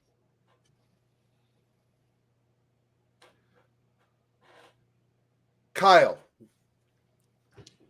This is great. Like, so it is. I was a little worried about the I Quit stipulation being a little bit off for these two, but honestly, it worked fantastically. It was just an excuse for them to get out plunder and have a bunch of fun. Like handcuffs, sometimes handcuffs are good. Handcuffs make things better. In the right circumstance. Handcuffs can make things better. Sorry, you got me really worked up there for a second. I've had a couple drinks today. Look, and yeah, as much as I would not be a person who would be, I mean, yeah, not a fan of AJ Styles with whatever it is he does beyond the scope of wrestling. But yeah, this was just a really, really fun, chaotic match, going out into the crowd and brawling, coming back into the ring. Both of them were bleeding, which you don't see that often in WWE anymore. It's that time of month. Yeah, it was. That spot where AJ went through the table in the series of pinball maneuvers that took him through a freaking table. That was just great. It was a good win for Cody. It was a good way to keep AJ Styles looking strong. They gave them over 25 minutes. And yeah, like I was a little worried coming through this rivalry because AJ Styles loses on pay-per-views and it's kind of a running joke. But honestly, if he's going to lose like this, I don't think it hurts him in any way. And it made Cody look strong. This whole feud has made Cody look really good. So yeah, I'm excited for what happens coming forward. People who are talking about, oh, now that Cody's the champion, it's not going to be fun anymore. Ridiculousness. I agree. I have one complaint about this match though. In my personal opinion, if you get knocked out in an I Quit match, you quit. If your body quits, that's still you quitting. I agree. I always thought that was like the thing. That was the Stone Cold passing out. Like he didn't say I quit, but he lost. That wasn't an I Quit match though, was it? Yeah, it wasn't an I Quit match. Technically, it was a submit. Look, I'm giving you snippets. I'm gonna give you a snippet from YK earlier today. Technically, it was a submission match, but if your body is giving out, that is submission. Quit is a quit. Mm-hmm. We have set precedent. Those are the exact words I said. The precedent was set, so damn it, you should be following the same precedent. That's all I said. Truth. I agree. But no, that was the one gripe I had is Cody couldn't quit. So then the match. So like how? Go ahead. I would just knock myself the fuck out every time I'm in an I Quit match. I just sleep the whole time. I can't quit. I'm asleep. Fuck you. Like, take a little nap. No, neither here nor there. But I enjoyed the shit out of the match. AJ struggled, as I said, series of unfortunate events. Struggled to wrap the chain around his forearm for the phenomenal forearm. I haven't popped Katie that hard in a while, so I was very proud of that. I'm also drunk. That's not fair. Got hit in the face with a chair, fell, went through a table, just terrible time. Also, Cody came at him with those stairs, and he just bitched the fuck out real quick. Like, okay, I'm done. Wait, Jesus' tweet was so funny. It was Cody holding the stairs, and it said the gay community, and then it was a picture of AJ Styles cowering in the corner. I've never laughed so hard at a tweet. It was so funny. It's Pride Month, bitches. Let's go. AJ's scared, as he should be. I wrote it down and then I tweeted it. Judgment Day 2005, because of piggybacking off of what you said earlier. We had the whole, oh, Cody wins the title, and now there's the slump, and the too early criticism that was unnecessary. And then he goes out and he has this match, and now y'all gotta shut the fuck up because it was that type of energy to a T, even with the double tap at the end after he quit already. Like that was what y'all needed to, I guess, be appeased. But listen, sometimes you just gotta be ready to sit back and enjoy the ride, because I don't even know why we got to this point. Like, it's only been just over 2 months. Yeah. Yep. That's the thing though with the IWC is they'll find they'll say something like it was a good match because he was wrestling AJ, and let's see what he does next. And it's like you have to just let this go, because quite frankly, the chase, yes, it took a long time to get there and it was a great payoff, but he's also a great wrestler and a great representative for that company, and he's doing his job very well. So I don't know, like all the Cody stuff, I'll never understand it. I've said it. What up, I've said Jess? it so many times. Like they turned on Cena, they turned on Daniel Bryan, they turned on Roman before he even won the title. It happens. You know what I'm saying? You have a good chase, it's going to happen. So I don't know why they expected this to be different, but you got to ride it out. Well, so right, like that's what pisses me off, because when I was mad that Cody lost at WrestleMania 39, what did everyone keep fucking telling me, Reek?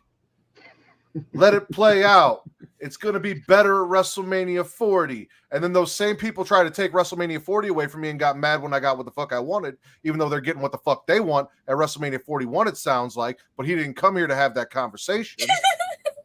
I will say that. I will say this. Neither here nor there. After 39, I immediately pivoted to what I believe to be my prophecy that Jay was going to win in the summer. Then I got pissed off, and I said, I don't give a fuck who wins at this point. Now I'm mad. He said, no, you did. I remember that. However, Katie can attest. Anyone that listens to Smackin It Raw can attest. I have been saying, listen, Cody won the title, and everyone's like, even Will. I gave Will shit for it because he wrote a whole article about like the dog chasing the car, the fucking analogy from The Dark Knight, and I'm like, let him get a fucking couple matches in and start feuds don't just happen out of thin fucking air. You don't become champion all of a sudden. Now, like, you have 40 different fucking feuds in 3 years of fucking no. Could we have jumped into Randy right away? Yeah, but then you blow that load. Like, that needs to be a SummerSlam. That needs to be a wrestle. That needs to be something bigger than just fucking Clash at the Castle. Like, let them fucking get us somewhere. And now we got here. And now everyone's like, oh, yeah, no. And I'm like, yeah, I've been fucking telling you. Listen, I love Homelander. I ride for Homelander, all right? He's my boy. I'm happy he won the title. I'm happy with what he's doing. We didn't even mention that part of it. Randy was eye-fucking the shit out of his title. Yes. In 4K. Good. Yes, he was. And SummerSlam's coming, and I'm going to be at SmackDown this Friday. So if you want to start doing some shit, do it. Let's go. Well, Money in the Bank's first, Matt. You gotta relax. We can build through Money in the Bank to SummerSlam. Money in the Bank's its own separate thing, you know. Yeah. We don't need cash-ins. All right, next match. I already know who I'm gonna pick, but Team Firecrotch, Team Unholy Union, Team Alba and Isla defeat Bianca and Jade and Shayna and Nia to become your new women's tag team champions. All of those in favor of a smash. Okay, no passes. Uh-oh. See, I was talking shit, now he's here. I was gonna say, I can't. Are you having him? No, go ahead. Okay. Hi, TC. Hi, TC. Man, talking shit on me is crazy. What's up, y'all? You said you were I had to get you here somehow. It's the only way to make it happen. Ladies and gentlemen, I was a little preoccupied, but I'm here. Ladies and gentlemen, from Young Kings Wrestling, the other, two-thirds of Young Kings Wrestling. TCF, baby. Please say the baby. Please say the baby. What's up, y'all? Hey, bro. So we're all on the same page about the submission thing from the I Quit match. We are. Yes. From what we talked about earlier? Yeah. Okay. bro, listen, I said the same thing because like, and not even on my Cody hater gimmick, but just like the precedent was set with literally the biggest star to ever be made from the WWE, Stone Cold. So the precedent was already set back in 1997. So why are we deviating from it just because the name of the match is different? It's the same concept. Yep, we agree. Big facts. Now we all just I'm not the Booker of the Year though, so you listen. that is true. We all just smashed the tag team title change. Isla getting the win. I know. I listened to Young Kings last week, and Reek said this is the only acceptable outcome if Bianca and Jade don't retain. So I know Reek's happy, but Katie, please tell us why you smashed. Well, Alba has had the roughest 3 weeks a person can have, so she fucking deserved that on precedent alone. And Alba and Isla never got a fair fucking shot because Ronda's big fucking head got in the way and had to ruin everything and take titles off of two people who didn't need titles taken off of them. So Ronda can play the good guy and think she's hot shit, and she's fucking not. And I think Pretty Kyle tweeted it too. Like, they never got a fair fucking shot at being tag team champions. Give them this. Let them have it. Bianca and Jade will be fine. They did not eat a pin. They can have a rematch whenever the fuck they want. Everyone was like, oh no, they're ruining Bianca and Jade. Fuck off. It was one match where neither of them got pinned. It's gonna be okay. I promise. I promise you. But Alba and Isla getting the win in their home country is beautiful. I cried. It was a great time. Jade coming out in that LOD fit as well. I'm not 100% sure what Bianca's was. Like, she had the spikes and the braid and all that, but it didn't exactly match Jade's. But Jade had that whole Legion of Doom fit, and I was feeling that, even though she stumbled a little bit in the match. Yeah. The ropes was. I said this earlier. The ropes was the biggest heel of the night. Mm-hmm. But no, I thought of this, and I didn't bring this up earlier, but I think she was going for Godzilla, low key. Okay. Like, and I'm cool with that too. I'm not mad at that. But Katie, I gotta say, if we put Ronda, Charlotte, and Goldberg in the same room with you, like, are you gonna be okay? I'm going home, or I'm jumping out a window. You've had a couple drinks. Should we do a Marry Fuck Kill real quick? I will. Oh yeah, we got lit Katie. Yeah. Turn up. Ronda, Charlotte, Goldberg, Katie. No. This is what happened last time. This got me in trouble. This got us. I mean, we know what her choice for Goldberg is. No. Right. You can take that. You can take that off the table immediately. Stop. Oh dear. I'm being Ronda and Charlotte. Unless you want to change it, because I think realistically your feelings for Charlotte may be something a little bit different from what you say. I like Charlotte the most. So I'm gonna throw this out there. Okay. Charlotte is married, so there might be a what's mine is yours situation if you chose to marry Charlotte. Oh, give me Andrade. Let's go. That's all I'm saying. See, I'll take it. See? The other two can fuck off. I'll take Charlotte and Andrade. I don't want to. Listen. I softballed it. He set it up for you better. There you go. That's the only question I'm answering. Can we move on, please? Well, I also want to drop in there that I have been riding the Isla Thirst train for a long time now, so that was also a nice little aside for me, is watching Isla grab that title because she looked fucking fantastic. They're both absolutely stunning, and I don't know why people are just realizing this now. Well, I've been on that train for a while. Because they just started getting on TV again. That's how. I'm about to say. Somebody been hiding them. We didn't know it because they never were on TV. All right. I have a feeling this is going to be a fight and a discussion. So, TC, what we're doing is Jay did tap. In case we forgot. TC, what I've been doing is I'll say the match, and then I'll say smash, and everyone that wants to smash the match raises their hand, and then I'll say pass, and whoever wants to pass the match raises their hand, since we got this mega stuff clusterfuck going on. So Chad Gable versus Sami Zayn for the IC title. Smash? Pass. This is I Canadian. keep my This is hand raised. Canadian this is Canadian hateration, and I will That not stand for it. Wait, well, hold on. So since the Canadian side of the table smashed, and I let Kyle go first, Rylan, why did you smash this? Because why do you all hate Sami Zayn? What, a couple of years ago, y'all loved Sami Zayn. Oh, how much? We don't have enough time for Sami me to explain. Zayn, But- Sami Zayn. No. I was not on that train.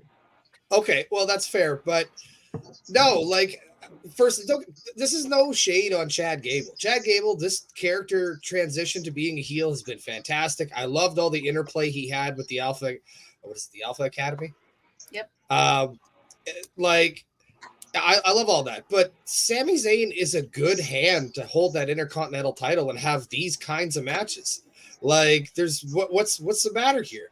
And honestly, like, if you put the title on Gable, like we talked about earlier, it looks like there's a target on Sami Zayn's back from this group that's coming. This Wyatt 6 or whatever it ends up being. I like the Intercontinental title being mixed up with that more than, you know. Also, Chad Gable looked like an idiot in this match. Like he was so distracted. This is a guy was training Sami Zayn to get on the ball for WrestleMania, and he's just abandoned that philosophy since then. I will say this, like, I get hearing that Chad Gable is 0 for 5 in IC title matches. Like, that is wrong. It is incorrect, and it should not have happened this way. And there's a part of me that definitely feels like this is how I felt about Kevin Owens wrestling for the US title at WrestleMania. It's you already had him lose enough times. If you're just going to have him lose, don't have him do the match. But I can't get upset. The match was really, really good, and I can't get upset about the fact that, you know, Sami Zayn retaining. Like, Chad Gable is in a position that Sami Zayn was in for a long time as a guy who was way too talented to be this underutilized. And I'm not going to be upset that Sami Zayn is getting his time now, even if it means that Chad Gable's just going to have to wait a little bit longer. I get it. It sucks, but I was a Sami fan through Sami doing dancing and people on the internet telling me that Sami's a manager now and shouldn't be wrestling anymore because he's not that good a wrestler. And those people are wrong. They've been wrong, and they're still wrong. So I'll yield my time. I'm riding the fence on this one because it was a good match. This is not the Chad Gable that I wanted to see win the IC title. This is not a Chad Gable that I have personally been a fan of. The abusive woman beating Chad Gable, not my thing. But I will say, if this leads at some point, fine, because obviously it's going to be Otis Chad at some point, and they, I guess, didn't want to have the IC title in that. So, like, it is what it is. I also love the shit out of Chad Gable and would have liked to see him finally get that win and go somewhere. But I'm also on the, if the Wyatt 6 is coming train, do that. But seeing as Rylan asked why everyone hates Sami Zayn, and the biggest Sami Zayn hater I know is in the call, I'm going to defer to TC. Why did you pass on this match, TC? I smashed and passed. I liked it because I don't want to spoil too much of our show, but as I did say on Young Kings Wrestling this upcoming week, YKWrestling.com, you can find all the platforms and merchandise available there. As I said on Young Kings Wrestling this week, I love the blend of story in with the action. Like the match, like I said, man, this was real hoops. Like they were going crazy. And I put all my Sami Zayn hate aside because I can recognize when a hooper hooping and he was hooping, him and Chad Gable was going crazy. to the point I was just like, I don't care who win this match, bro. I don't want the match to end. Honestly, we can keep telling the story. The story was incredible. I thought like Chad Gable continuously got distracted. Is the complete, like my man's over here said, the complete opposite of everything that he was trying to make sure Sami Zayn was focusing on during his losing streak just before WrestleMania, and he's just completely abandoned that for his own selfish reasons. He's lost his eye on what the actual prize is. He's lost control, and they've been playing this out in a perfect manner, and it's been really great, honestly. Yeah, he cost himself the match. And he can blame Otis. He can blame Maxine. I mean, I have my own reservations for him, and y'all can hear it on Young Kings Wrestling this week. I'm not gonna get too much into them. They were at fault too, but Chad Gable is the one in the actual match. He's the one competing. He needs to pay attention to what's going on. You can't fully rely on these people who have obviously for months have shown to be a liability in your corner. So why are you putting all your trust and your faith in them to actually do right when you know they haven't been doing right? You should have cut their asses a long time ago in that case. So you deserve it, bro. I enjoyed it. It's a smash. If Chad shows up on Monday and has the Creed brothers come out and just beat the living shit out of Otis and has Ivy take out Maxine, even though I personally enjoy Maxine and I kind of want this Otis Maxine thing to be Otis Mandy 2.0, I'll be good with that. But Katie, would you like to add anything as the resident Chad Gable stan? Chad Gable should have been the one to beat Gunther. Should never have been Sami Zayn, and I'm gonna keep saying that until I die. It's bullshit. I don't understand. I don't understand why they can't give Gable the title. Sami Zayn should have been the one to beat Roman Reigns, not Cody Rhodes. But here we are. This is the reality we live in. Whoa. This is the reality we live in. I'm going to address the Sami Zayn thing, and I'm going to keep it condensed because I know we on time here. From a macro perspective, yes, you're absolutely right. He is a good hand to hold, especially the mid-card title that is the IC Championship. From a micro perspective, and this is where we have issues, Sami Zayn is an infiltrator and a perpetrator, and that started 2 years ago when he perpetrated the greatest faction and a colonizer. Greatest faction that we have seen in God knows how long. He infiltrated that faction, destroyed it from within, and I've had bad will. He's had bad will with me ever since then. He should not have beat Gunther. That was a problem for me. I hated that. I spat that match because of the fact that he won. And then we just double that down with the fact that Chad Gable has been one of the best wrestlers on that roster, if not the best, without a championship, and it's bullshit. I don't disagree. That's where it comes from me. All right. Bayley defeats Piper Niven to retain the WWE Women's Championship. Smash? Pass? Okay. Katie, why are you smashing? Oh, why did you pick me? Because you host a show called the She League Showcase about women's wrestling, and it's a women's wrestling match. Oh, you got me there. Shit. Well, easy. I do that. Huh? No, it was a good match. I mean, Piper got to display the fact that she actually is really good, and it's the same thing with Gable. They've been good, and they just don't get utilized to a certain point. Or no, same thing I said about Michin earlier. They're good, and they were good before they came to WWE, and then they came to WWE, and they weren't used properly for a certain amount of time. And now I think Piper's finally in the place where, the past few months, she has been utilized very well, and she put on a hell of a match with Bayley. They're not going to take the title off Pam right now. It's probably going to be I don't know who the fuck's, because her and Nia at SummerSlam, I think. Yeah, because Nia won Queen. That's right. But I liked the match. It wasn't bad. It was it did its thing. Chelsea coming out, and then she got ejected and came back as a luchador for whatever reason, even though it's same outfit and everything, just a pink El mask. Green Erica? Yeah, like we still knew it was you, Shells. Baby girl, we knew it was you, but I appreciate it. Just like little things like that. I don't know. I really enjoyed it. It did its thing. And Bailey respected Piper at the end. You two got anything to add before we go to the passives? Oh, it was a good match. I enjoyed it. I Really? don't have a lot to say beyond. Really inventive pinfall too. I like that. I like that from Bailey. Okay. Reek, why'd you pass?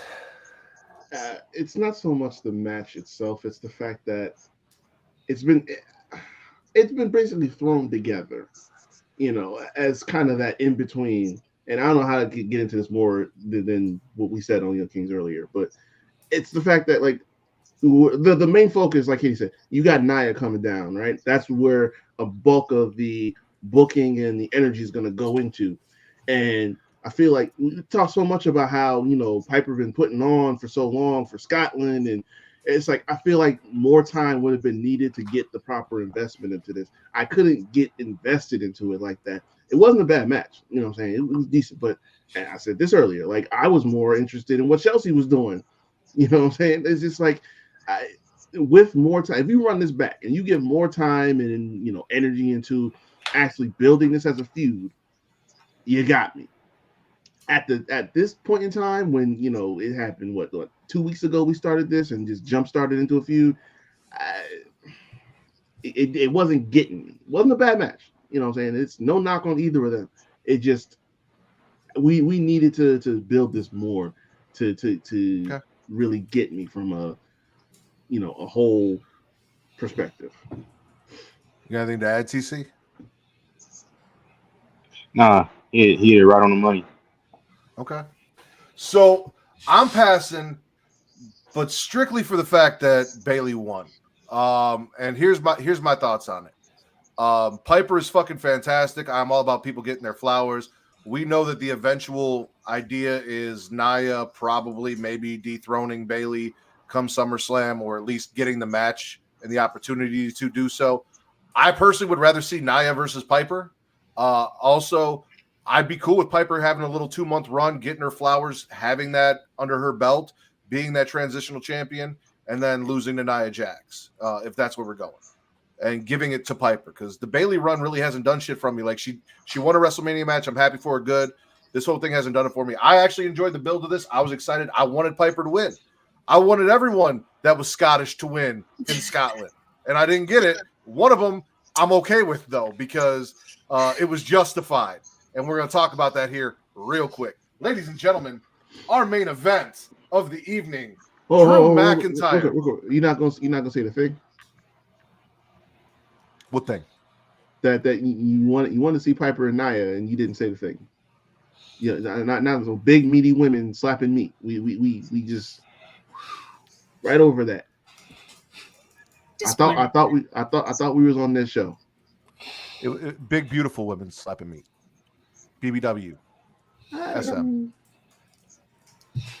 Listen, I feel like it's I'm gonna be honest with you, and correct me if I'm wrong, but I feel like it's disrespectful to call a woman a big meaty woman as opposed to a BBW. A woman might be into that. You don't know. Depends on the person. I'm just saying. BBWSM, big beautiful women slapping meat. He's speaking for him. I'm just saying. But go ahead. Bailey's press conference outfit, though. Okay. Oh, we don't got time. We don't got time. We don't got time. What was it? We don't got just, time. Screenshot. Ding dong. Hello. Katie, you didn't see it? Jesus. I didn't see it either. I didn't get to see this. I had to watch Clash late. So if y'all got screenshots or pictures, send me screenshots. I'm gonna take care of y'all real quick. Hold on. All right. Thank you. As I was saying though, before we got into BBWSM, ladies and gentlemen, in our main event, one Drew McIntyre loses to Damian Priest for the WWE World Heavyweight Championship. Smash.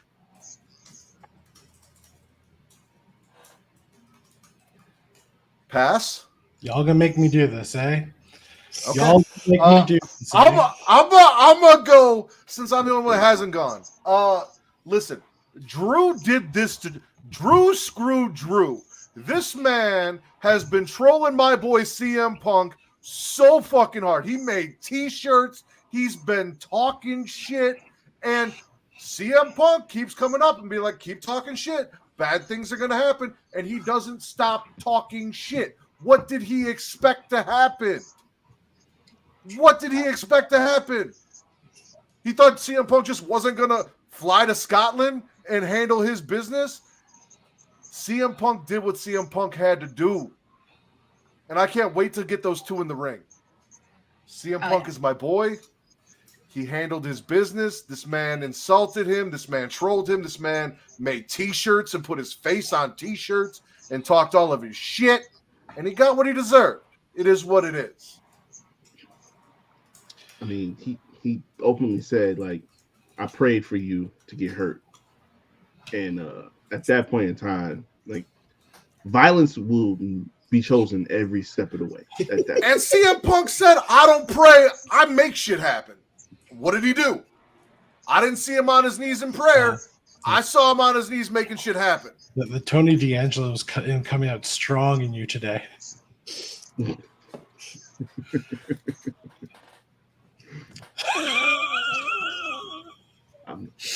I love that you always have that ready. No, you know what?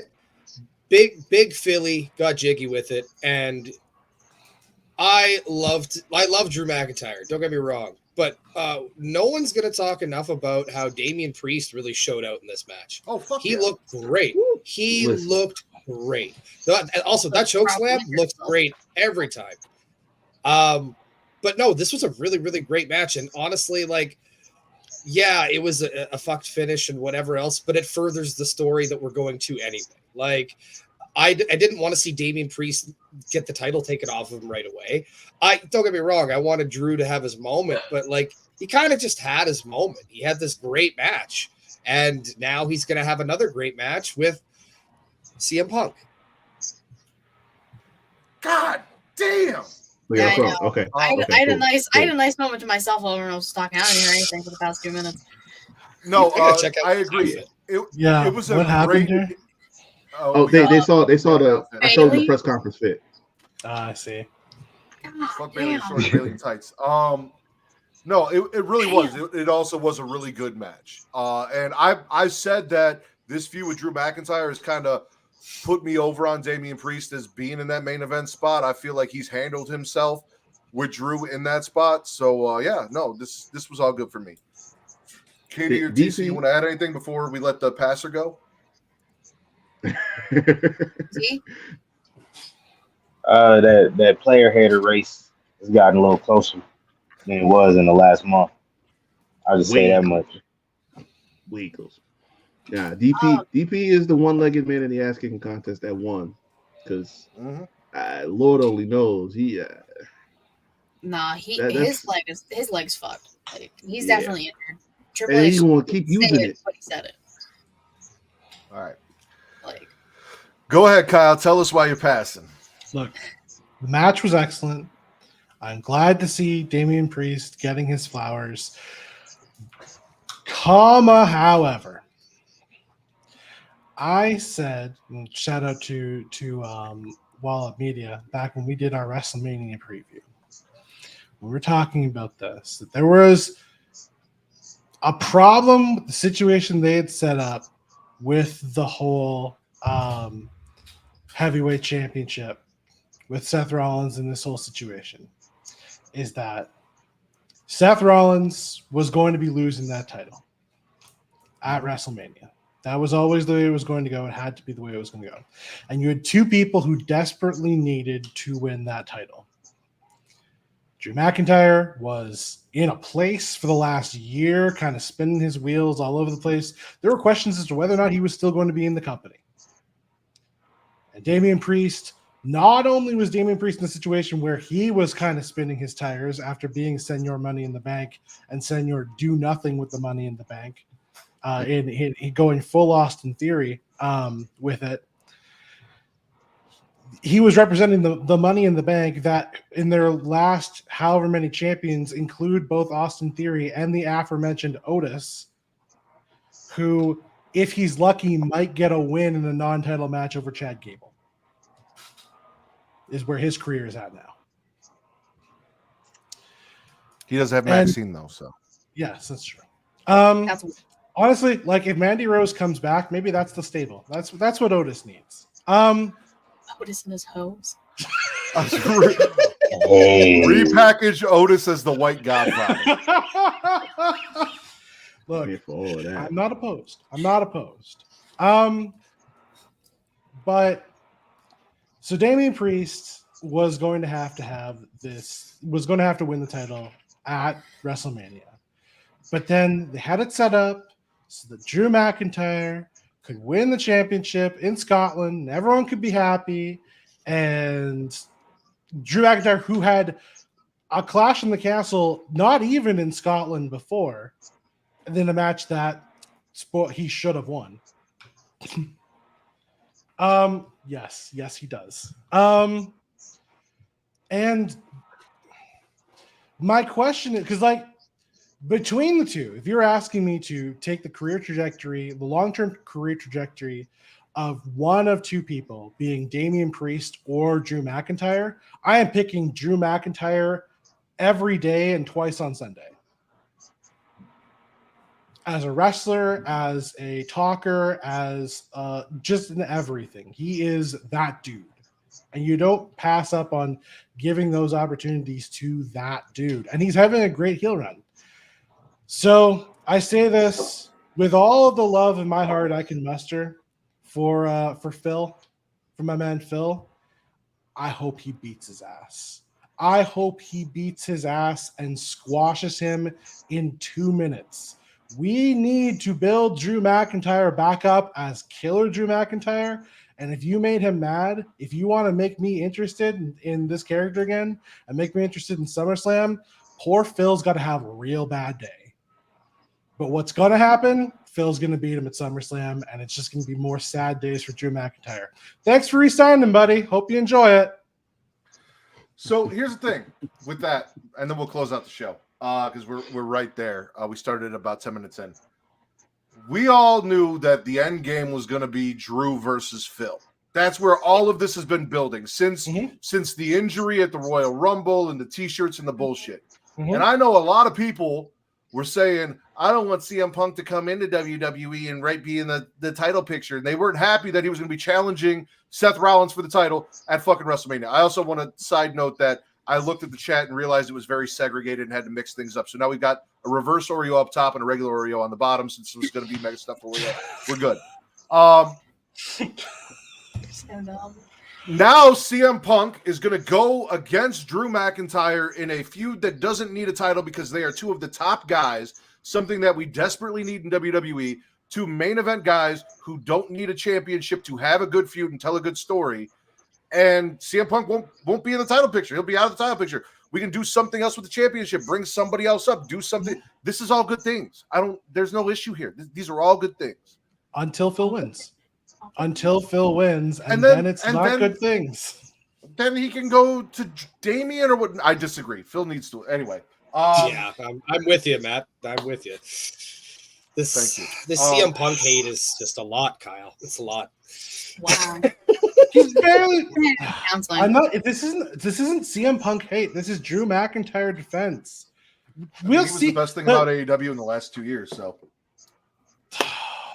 No. Well, I mean, I won't agree with that, but I mean, if y'all really gonna hate it if he wins Money in the Bank.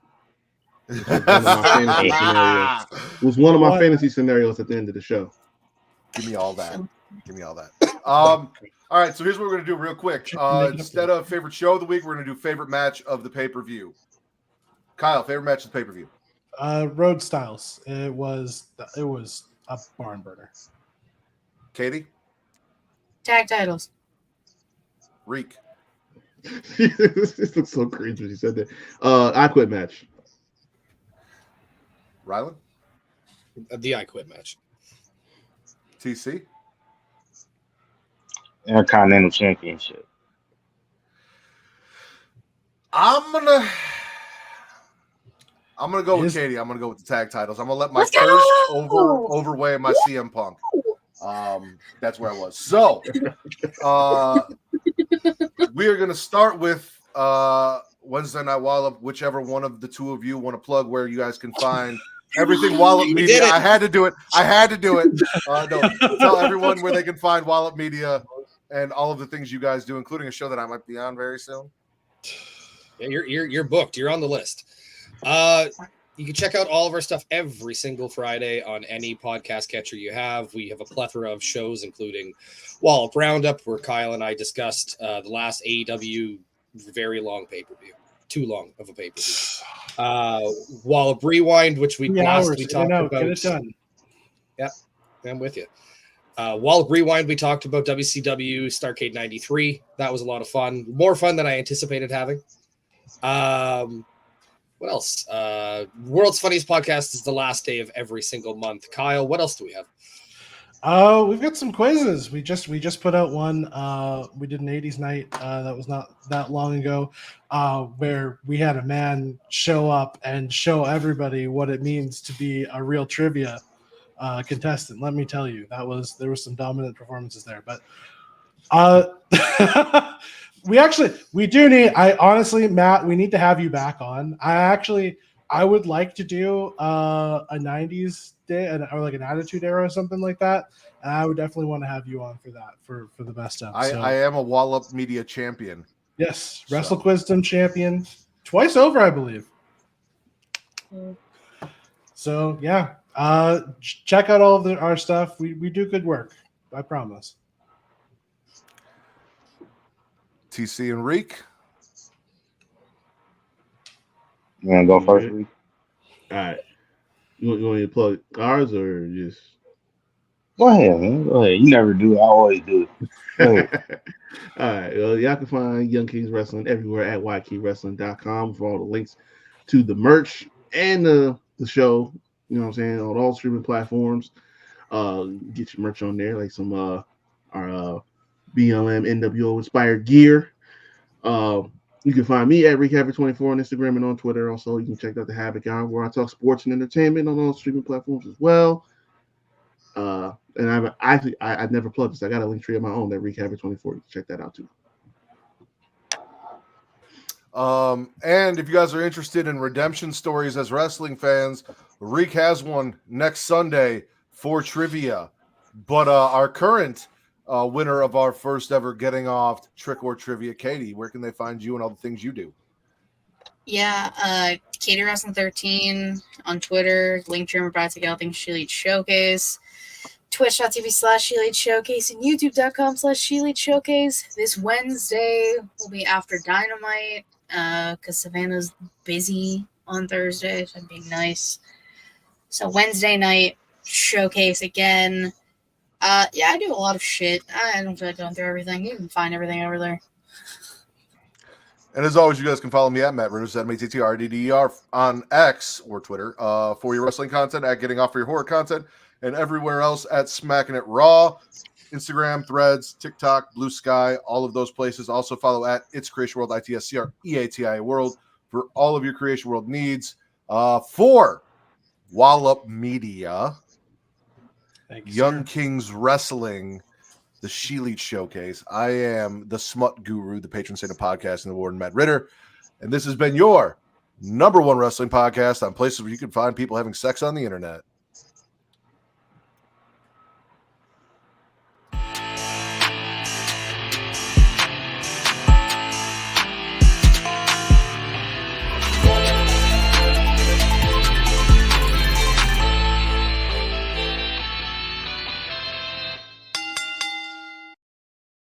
You know, we lost our Pornhub stuff, so Vince is no longer the Pornhub Poppy. But for someone who almost lost the Pornhub Poppy race for not showing up, he has a lot of videos in here I have to filter through to find the stuff I want to click on. Yeah, I don't. That's why I don't want to throw that. That's not my job. So you the smut guru now? You just Oh yeah. Oh, you missed that. You missed that when you missed the show on Sunday because you got tired and fell asleep after the pay-per-view. I definitely did. I definitely did. So I was at work doing the things that I do. One of the things that I am famous with Kyle's girlfriend for, just talking about the infinite knowledge of porn that I have. And my coworkers referred to me as the smut guru. Actually, I believe it was one of my coworkers' fiancés referred to me as the smut guru. And I liked it. And it stuck. And that's how you get nicknames, is when someone else calls you it. So I went with it. Ex-girlfriend point of order, but neither here nor there. God damn it, Matt. I forgot because I was worried that I was the reason she was the ex. That is correct. God damn Well, it. see, he threw me off because he said his girlfriend was watching him do his accent and Yes, that's true. two different women. This is I apologize.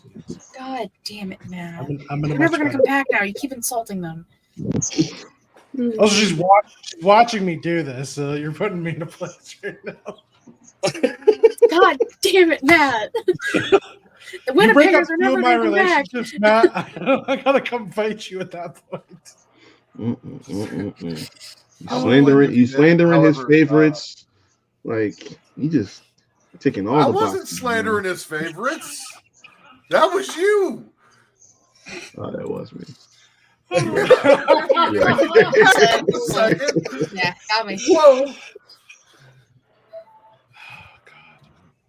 He was slandering my favorites. Different conversation. That's neither here nor Different there. conversation.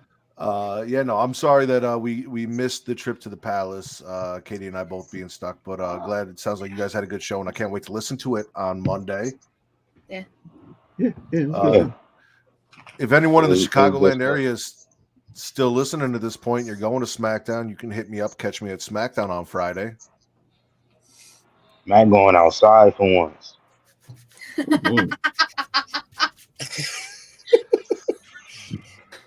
I'm just, I'm CM Punk gonna be there. I'm cross fingers that something in the atmosphere just, creates enough traction that we gonna get him to Mania in April. And I'm mad he clicked off just before I said that. You really did. Really. Listen, I quit smoking so I could afford to continue to pay my mortgage. I am not making it to Mania. They raised my property taxes. It is what it is. He just doesn't want the whole calf to get together, which we understand. That's not true. Oh, we got a new follow from Emperor Evil King. Thank you, Emperor Evil King. We appreciate it. I'm back. Oh, DC's back. Hello again. Thanks for the follow. I'm just saying, if I can find my way to Chicago before we get to Mania, we got to find a way to get you to Vegas. I'm just saying. I mean, we can start a GoFundMe.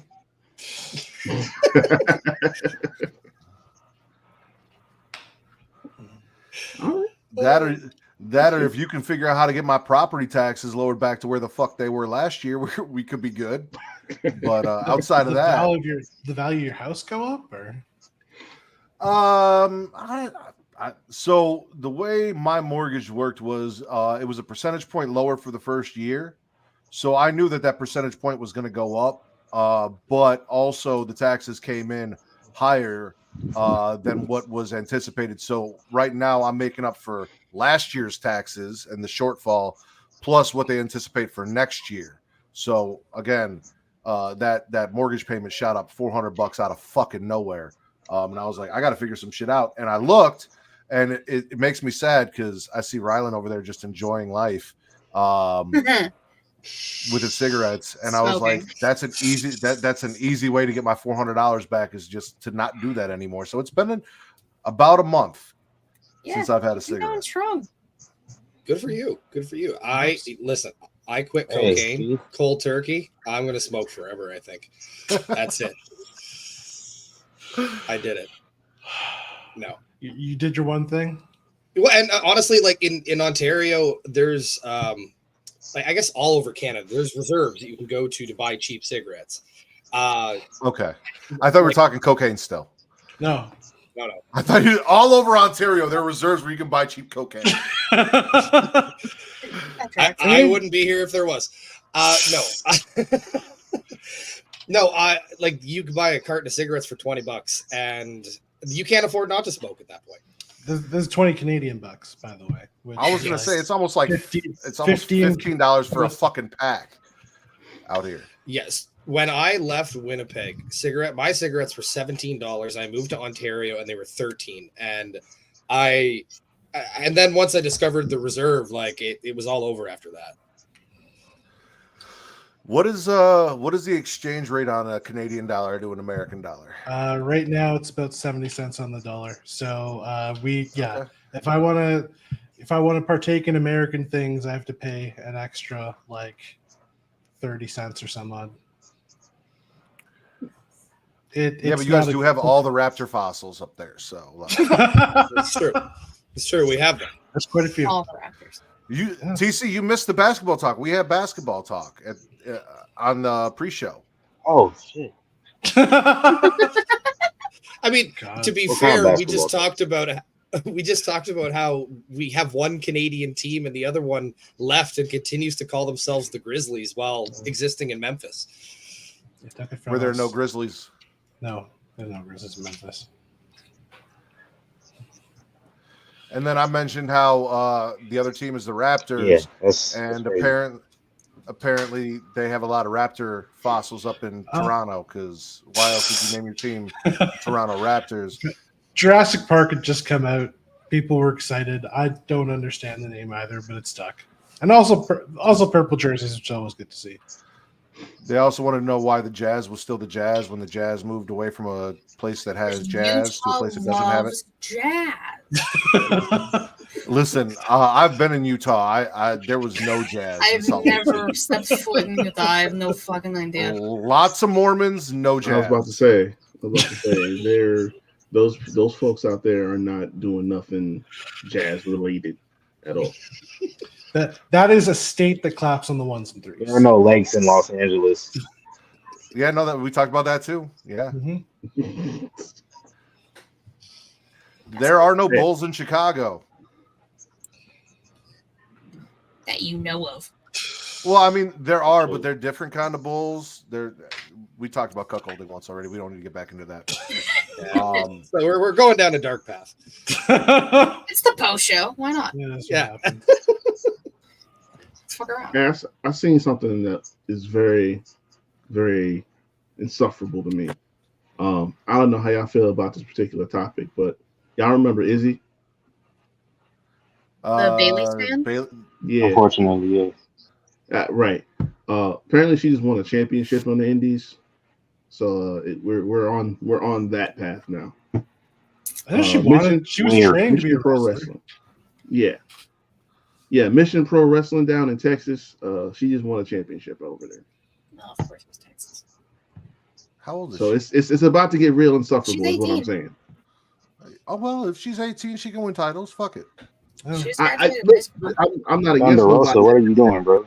That's putting work in to do shit. I'm just saying it's gonna get insufferable. Is what I'm saying. Today I learned that Thunder Rosa owns a wrestling promotion. You didn't know that? No, I didn't. I knew that, and I don't even know anything exists outside of 3 things that I watch. I was gonna say you can't even say the 2 now because you watch TNA. Hey, I tell you what Thunder Rosa is doing. She is working because I gotta watch that match back on Collision. I seen clips from it.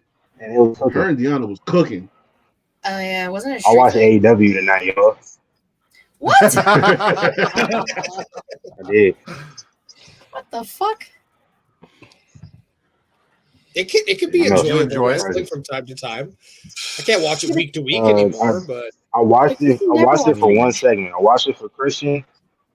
Christian was over with. I turned this shit off, bro. I will say, when they said it was going to be Christian's Father's Day special, I got very interested, but also made sure I didn't watch it because I promised Katie I wouldn't make any jokes for the rest of this month. Yeah, because you're not allowed. But this weekend. Yeah, and I can make jokes about it, and I already have. I'm very confused. Yeah. That's okay. I'm not saying nothing. You're not allowed to say shit. Now, hold on. Everyone, wait a minute. Matt likes to make dad jokes because I don't talk to my dad, and he's not around. So Matt makes jokes all the time. and then I yelled at him because he made too many, so now only I can make jokes for this month. He has a quota. I am not going to go into details because there's family present, but Christian would tear me to fucking shreds. Let me tell you that. I'm going to leave it at that. Oh, yeah. If I wrestled Christian, he would tear me to shreds, man.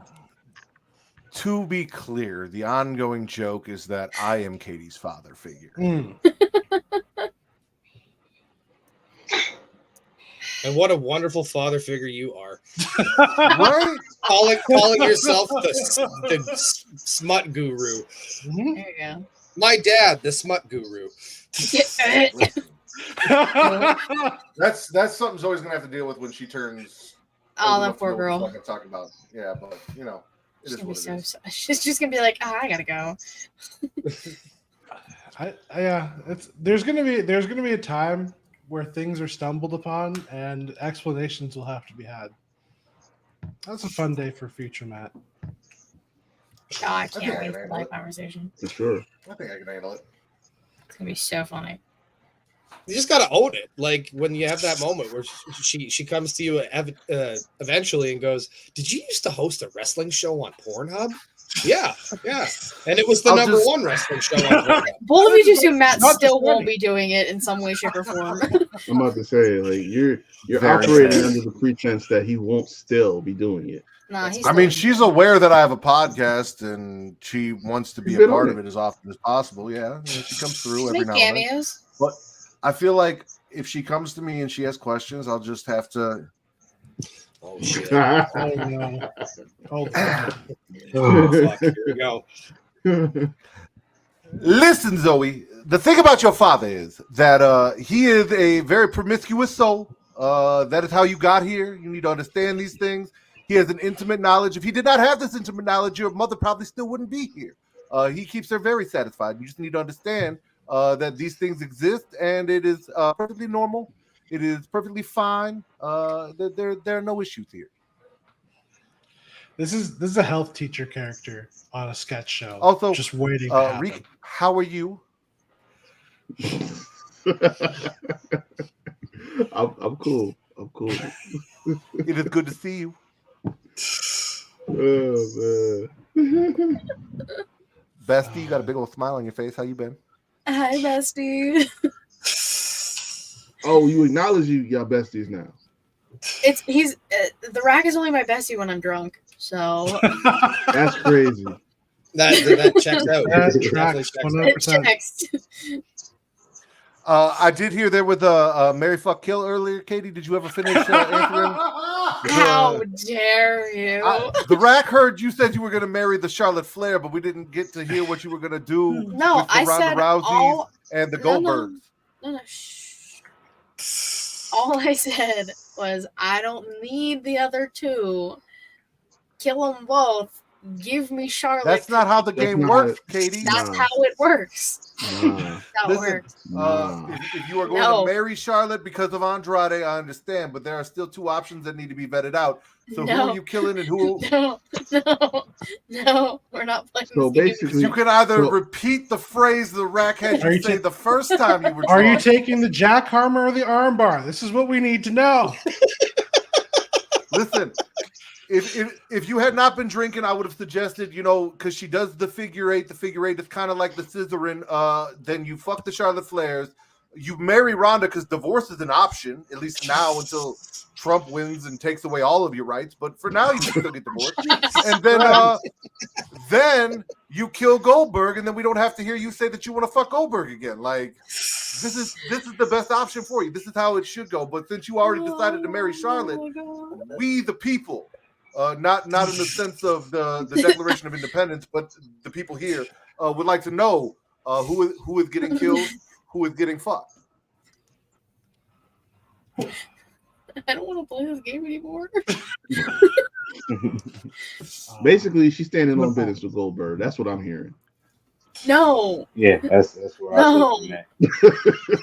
Why are you in such? You say this like we're giving you the option of like Terry Funk. Like Goldberg's a good-looking guy. He's in good shape. I mean, listen, Ryland, to be fair, I think she would rather fuck Terry Funk than Goldberg in all honesty.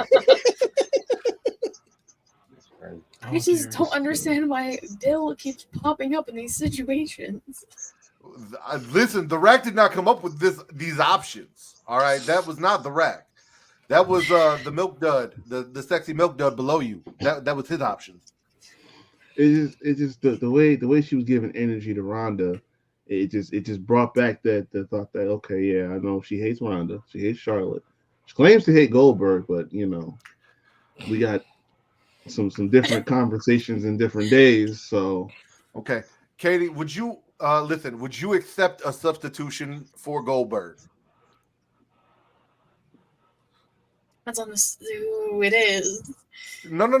Listen, if you agree to it, I will give you the substitution, but then you have to do the full game. That is how this is going to work.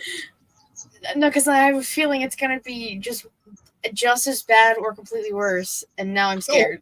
JD McDonough. Oh, God. Funko ass. I don't know that JD McDonough is.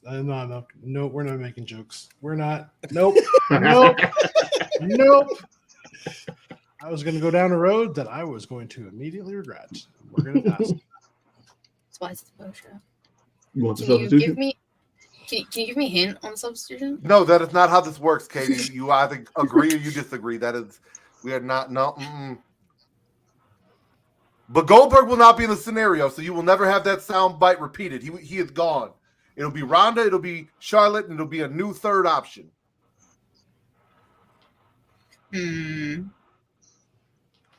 But then you have to play. Yeah, fuck. Like, I kind of want to know what the third option is. But then I don't want to play. And I feel like I'm in like a high school. My friends are like peer pressuring me to play this fucking game. Fuck, give me the third option. I'm curious. All right. So Katie, No, I don't like that look. I'm scared. Bestie, Mary fuck kill. Charlotte Flair, Ronda Rousey, or Ric Flair. Ooh. Interesting. Oh, God. Interesting. Damn. I'm killing Ric Flair instantly. At least somebody is finally. Jesus Christ.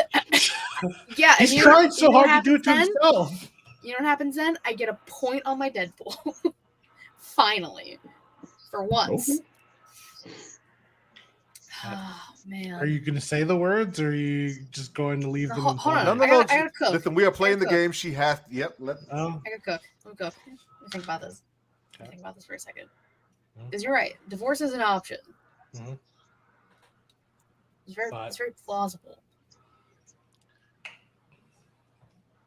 Do I only want one night with Charlotte and Andrade? Because I'm including Andrade in the situation. Whether he's included or not, he's included. Listen, Just there for are my a couple, personal again, we had that whole discussion of like, just because you were in the room doesn't mean it counts, but if you are in. And again, that conversation was taken out of context. Everything I fucking say on the show is taken out of goddamn context. Have you watched the show? I'm in the show. It's crazy. That is basically the show.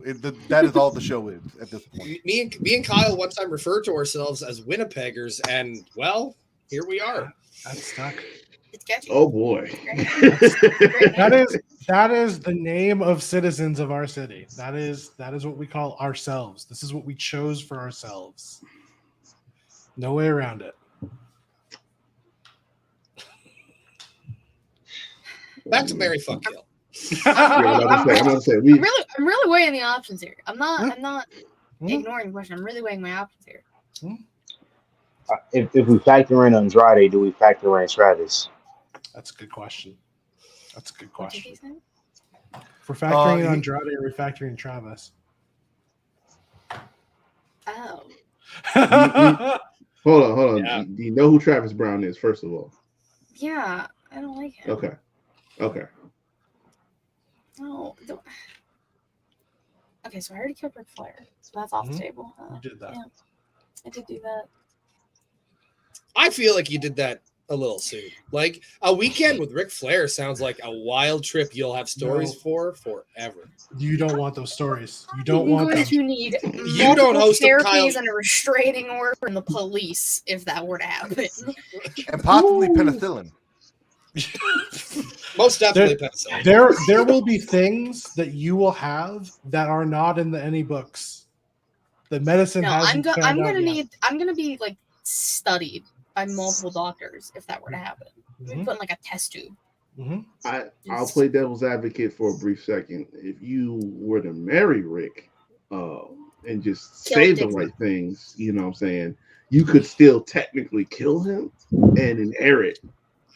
Rick, you gotta go back for one more match, man. One more match. You gotta go back. Listen, hold on. It is too late. She has already killed the Ric Flair. All right. So your options are now marry or fuck with the Ronda Rousey and the Charlotte Flair.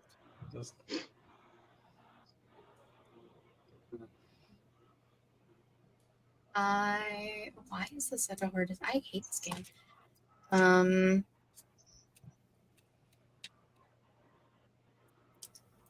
I'll marry Charlotte. I'm gonna need you to say the words, Katie. I don't want to say it. No, because that's another content. Katie, I'm gonna need you to say the words.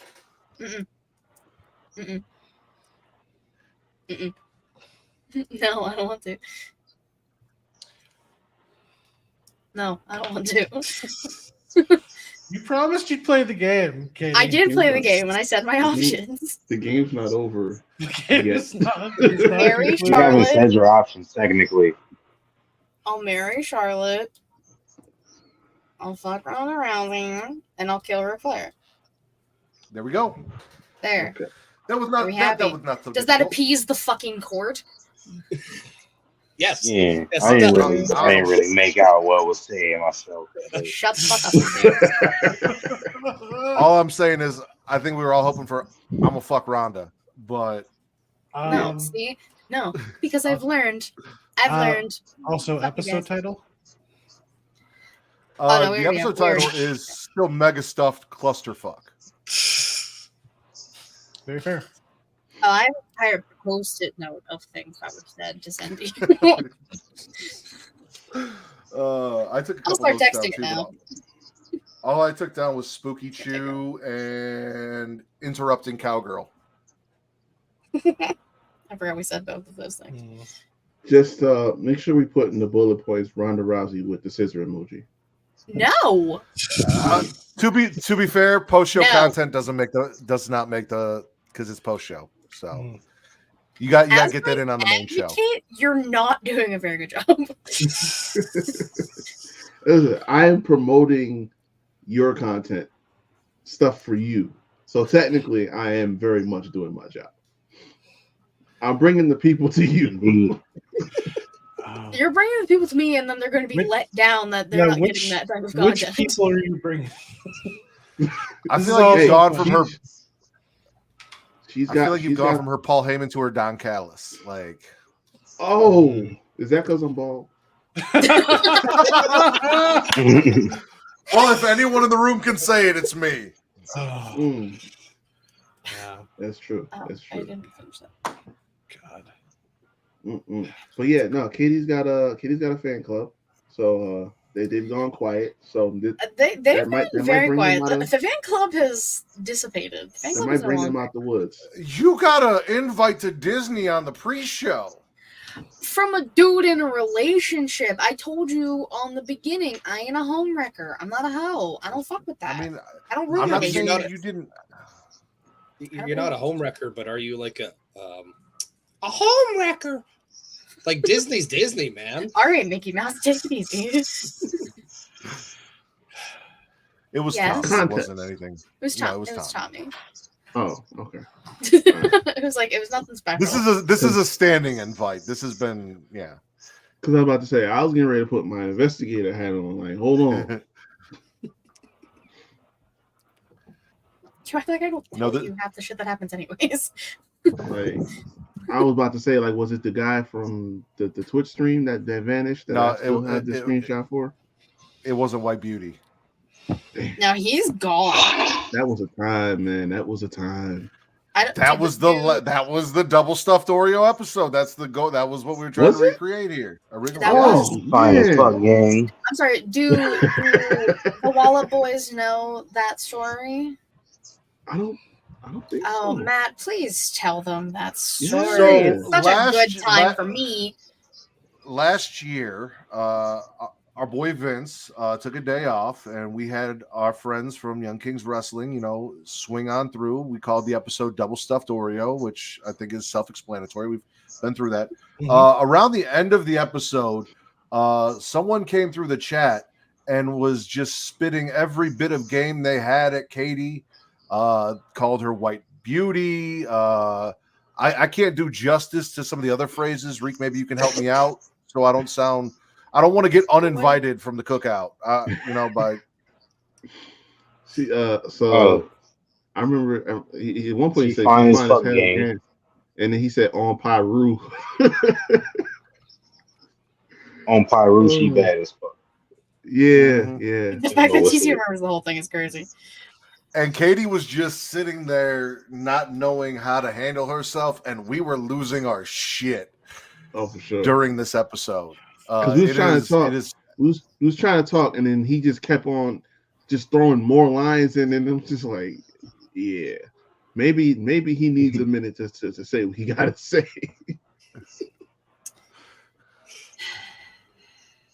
Yeah, it happened. Oh, so since DC here, you want to ask him about the cookout rules and not rules and regulations, but like guidelines for invitations? So Reek was telling us that you have feelings about Cody's cookout invite, and I asked, I was like, isn't the only requirement to be invited to the cookout just someone qualified to invite you, i.e. Montez Ford invited Kevin Owens and Trick invited Cody, or is there a delegation that you have to go through? Because I'm good. Like I told, actual Pointer family cookout, been there, standing invitation, real life cookout, and then I said, TC said I had my invite once he knew I listened to Fabo, and Reek vouched. He said, no, you're good. Plenty of people are vouching for you, so I'm good there. But I was just curious about Cody's invite and Kevin's. I mean, Kevin Owens, no. Cody Rhodes, I mean, in some circles, I mean, he wouldn't get invited to mine personally, and we kind of explained that on this week's episode. Kevin Owens, absolutely not. Yeah, no, he has no claim to anything. Cody Rhodes, at least married a black woman. Dusty Rhodes cosplayed as a black man his whole career, so he kind of safe, I guess. He just wouldn't get invited to my cookout necessarily. Honestly, this hypothetical cookout ain't no more niggas there anyway, so it don't even matter. They invited too many white people. Do you have any thoughts on the qualifications of being Canadian and how that affects your blackness? Man, we should have asked me this a month ago. Are you in the Kendrick camp? Yes, that's what I said. You should have asked me a month ago. Yeah. Hold on, ask that question again.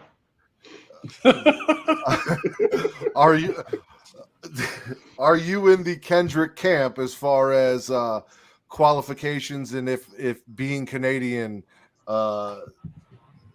keeps you affects your blackness in any way, shape, or form? I mean, being Canadian, mind you, affect your blackness. Okay, I was gonna say, mind you, go ahead. Kyle is here. Nah, listen, like, I mean, there's plenty of black Canadians, like Tamia, Deborah Cox, Shay Gillius, Alexander. Like, it's a bunch of black Canadians. Like, they go through a lot of the same experiences. It's not that Drake is Canadian. It's that Drake has a white mother, kind of was raised in the suburbs, didn't really have that much in touch with his black side, except for maybe a few summers when he went to spend with his father growing up, until he got older and he started kind of, being around these experiences, kind of the things he used to live vicariously through, he's able to experience them now around like his mid-20s. And he just kind of developed this persona that isn't authentic. That's really what Kendrick was addressing. He co-opted his blackness. Yeah. Okay. because Kyle was very confused as to whether or not he was black anymore or not. He was trying to figure things out after Kendrick said what he said. It's complicated, man. Sometimes that's the thing. Sometimes you gotta learn that stuff for yourself because people who are supposed to be teaching you ain't feeling it, ain't feeling the teaching. So it's an interesting experience. Black Canadian is a very interesting experience. Fun times. Big. You got any thoughts, Rylan? You look like you want to chime in on? You got any thoughts? How black your co-host is? Oh God, he's blacker than me. That is a good answer. Family Feud. Good answer. Good answer. I enjoyed the rap. I enjoyed the rap beef more than he did, but you know.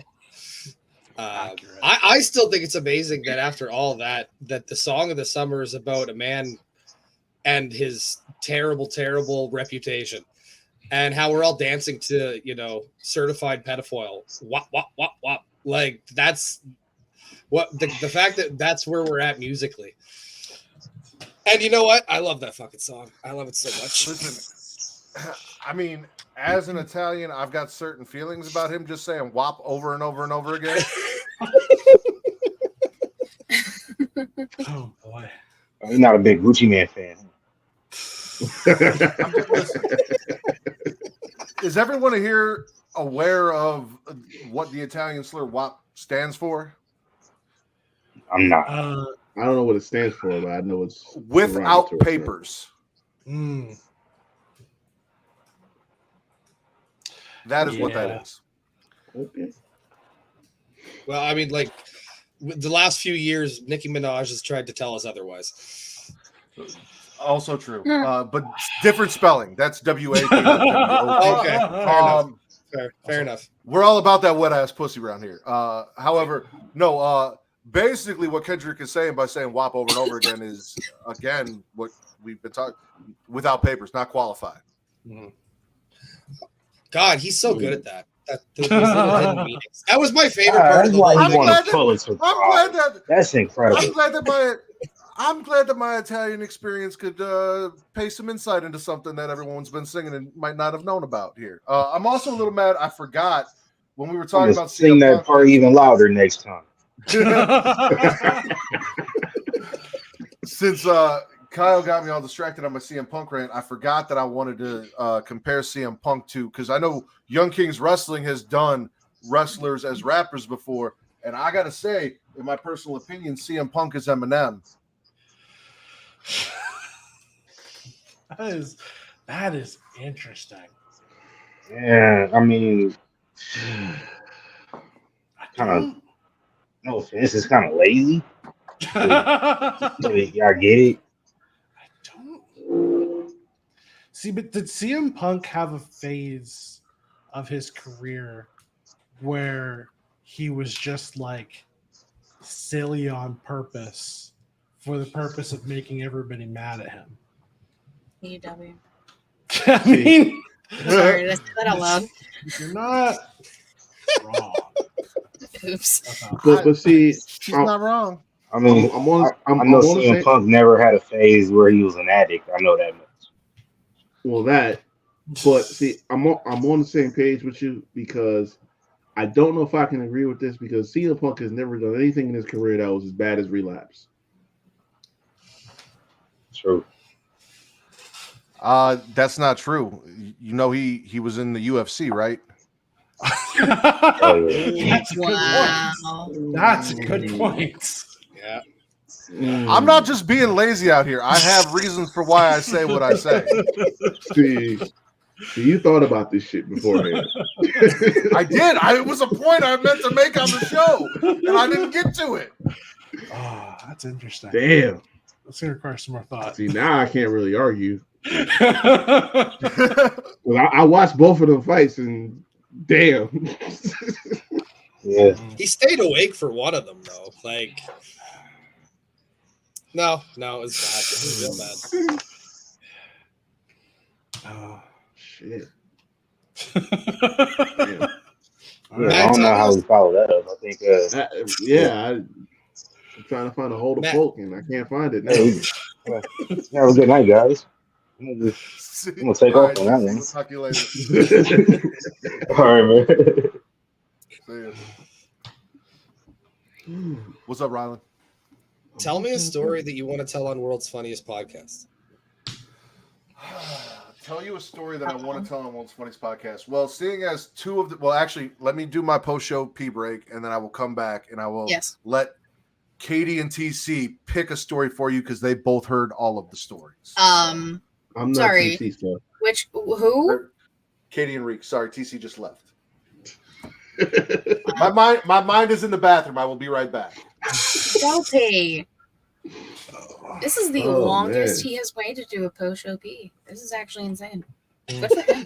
I'm about to say that's like first order of business. Usually is. No, it's every time. He just disappears. And then I'm usually here by myself because Vince doesn't show up.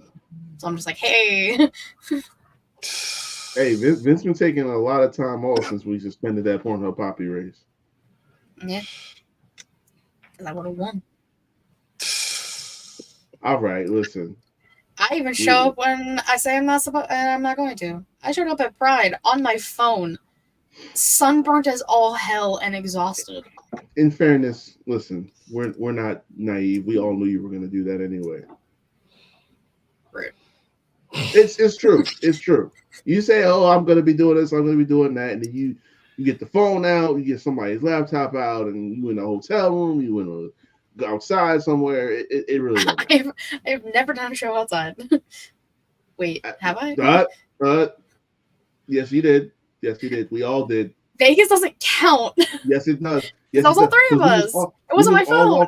We were all walking the strip. It was me, you, and TC. I got on through Zoom, and we were technically on for like all of that, a minute and a half that before the internet was kicking out.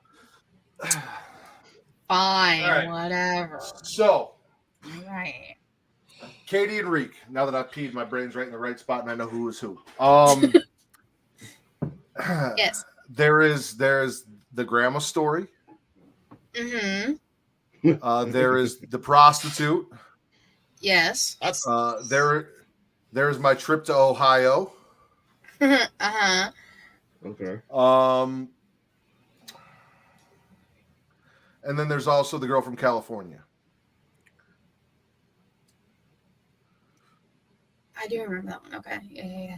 Which story should I tell Kyle and Rylan to convince them to let me be on World's Funniest Podcast? It's not a convincing. It's not even an audition. No. Rylan's like, you're on the Nope, show. you put me on the spot. Now I got to do it. No, this is now my pilot episode.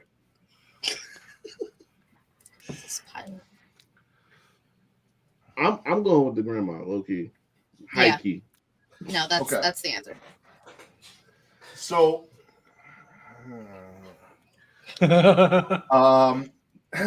so I was living with my best friend John, and he had a group of people that he was playing Gears of War with for a long time, and I got kind of brought into the group. I was not good at all, and I got a lot of shit. There was a woman in the group who was kind of very shy, and as we continued to play together, there was a lot of flirting back and forth. She lived middle of nowhere, fucking Indiana. And this led to us texting back and forth. And I made a lot of claims and promised to do a lot of things.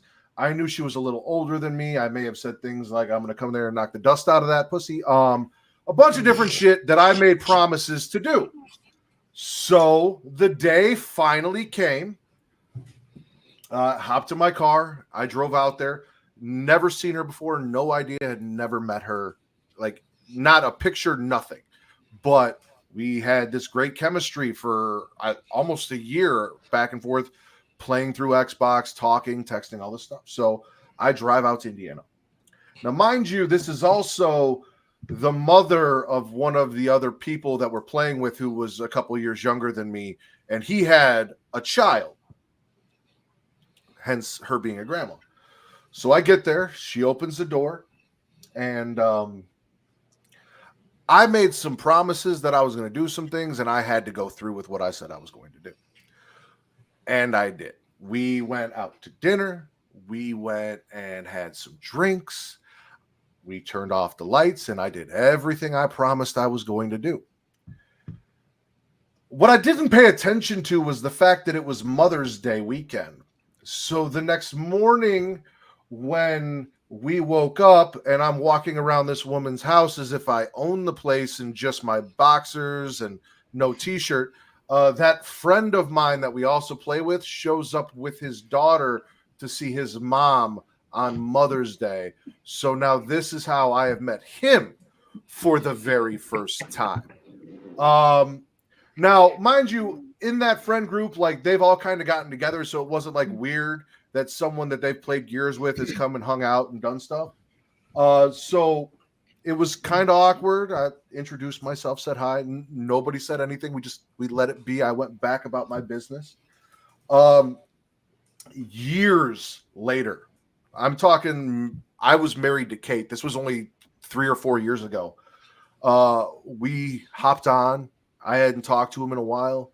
And out of nowhere in the middle of a session, he goes, Matt, did you fuck my mom?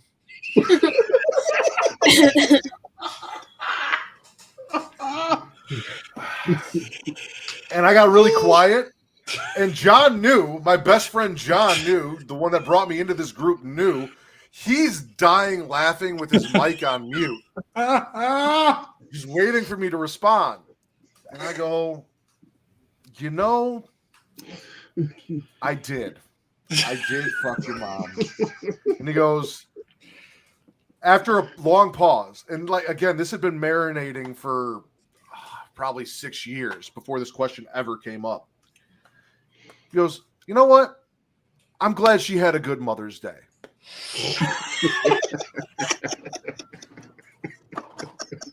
And we just left it at that.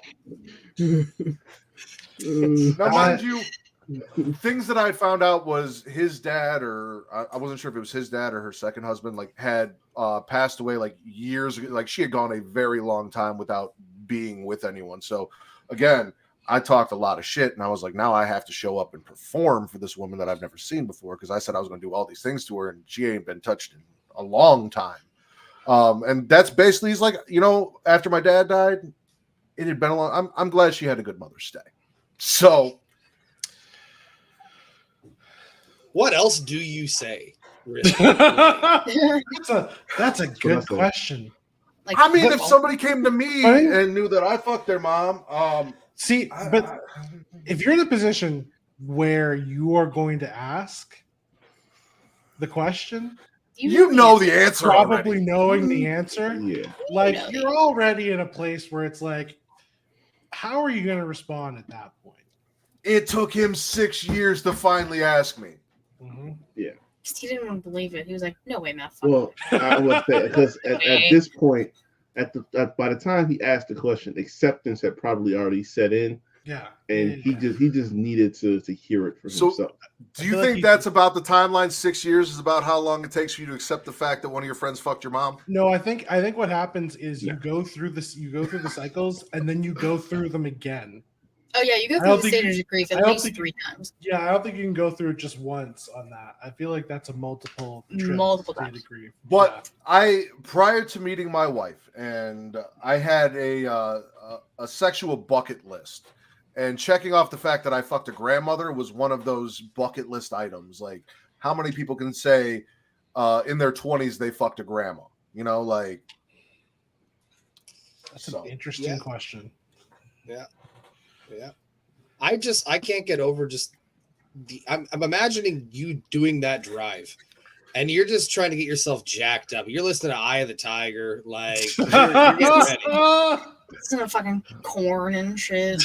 No. Listen, when it's all hip hop when I'm trying to get in the mood. There's no Eye of the Tiger. There's no. I mean, Korn does have a couple songs, but that's more for when you're doing it and it's going to be rough than to get you hyped for it. So. I know, knowing the lyrics of Korn, that's a. I can send you some songs. I'm sure you could.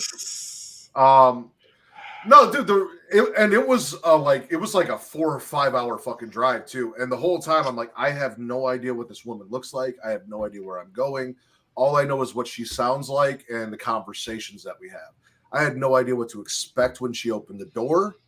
I didn't even know if after it being so long, when she opened the door, if I had driven all that way and she was going to go through with it. Because like, there's that option, right? Like, I'm not a piece of shit. If she says, "Hey, I'm glad you drove all this way, but we're not going to do it," I'm not going to be like, "Nope, I drove all this way. It's going to like, no, then we just don't do it. It is what it is. I stay the night. We hang out. We're friends still. Good time."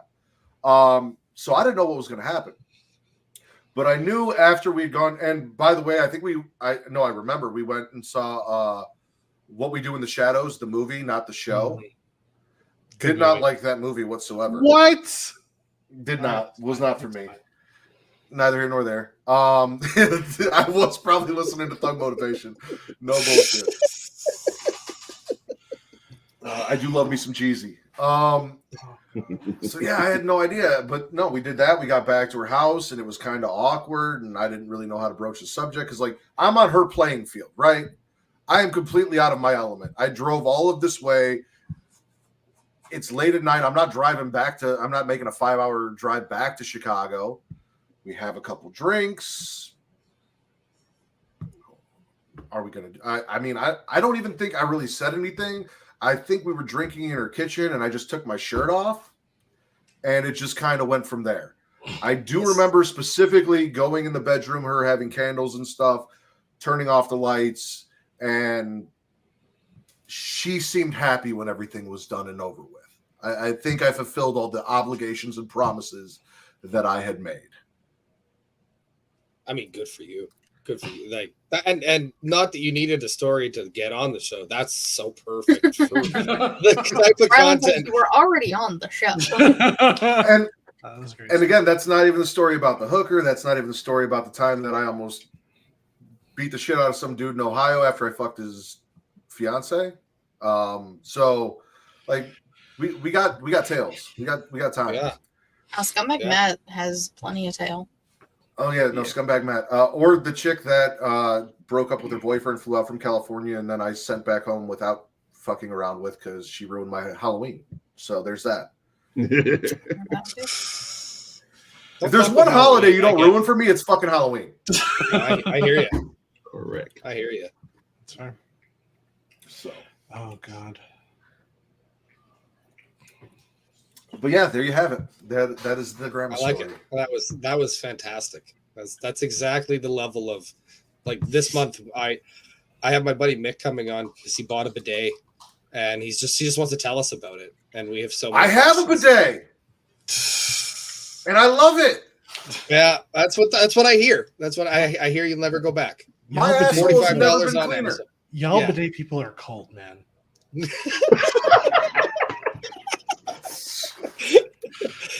Here's the thing.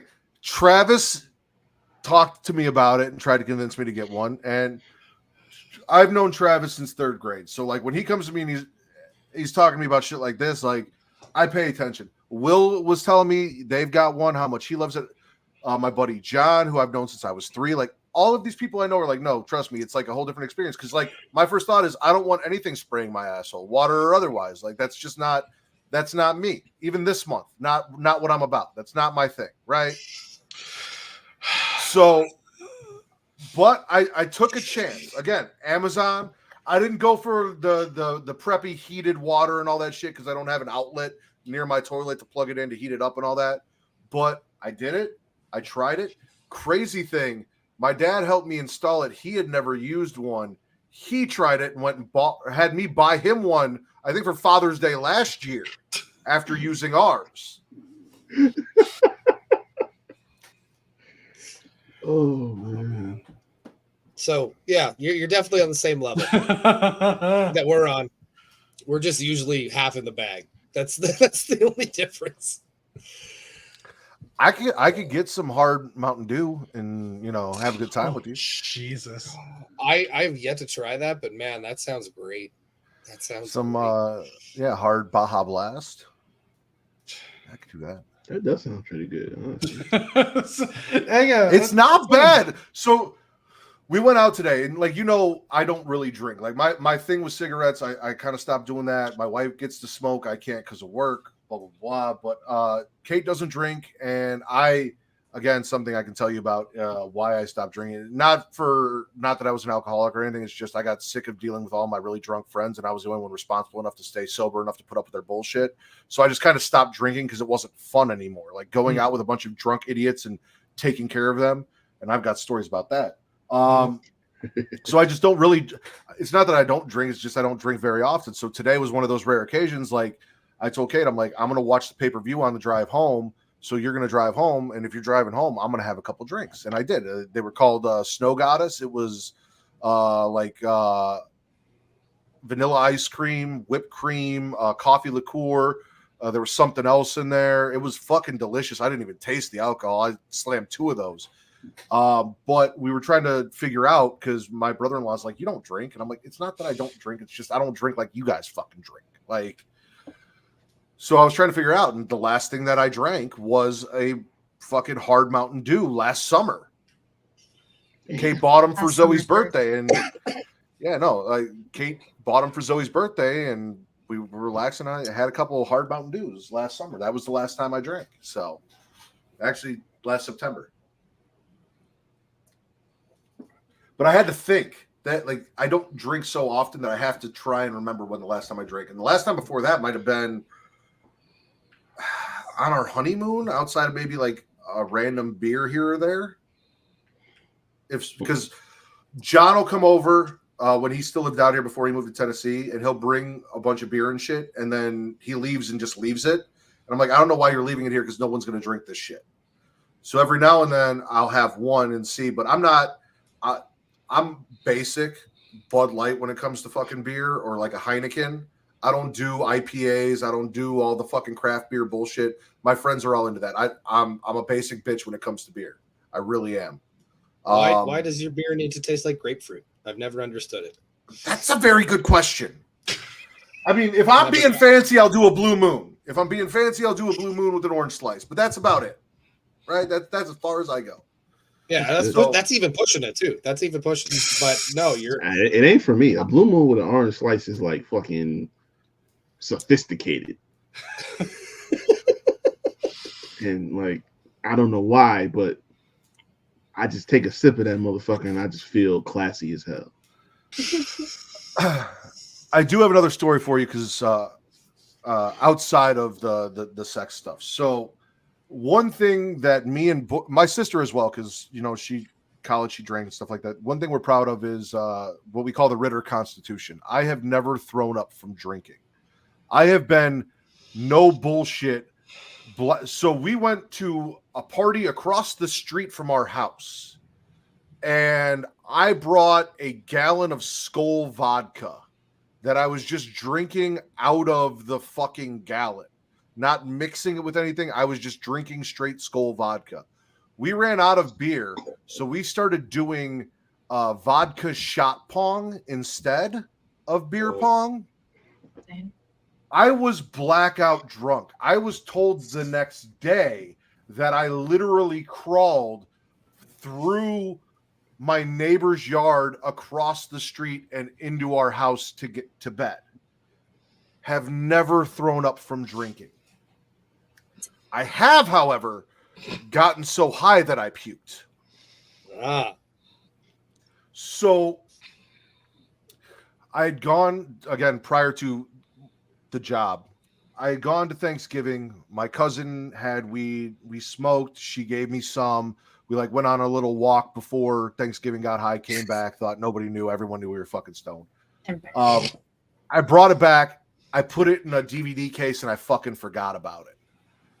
When I was living out in Sterling, I was smoking. I was working at McDonald's. We get high after every shift. Good times, right?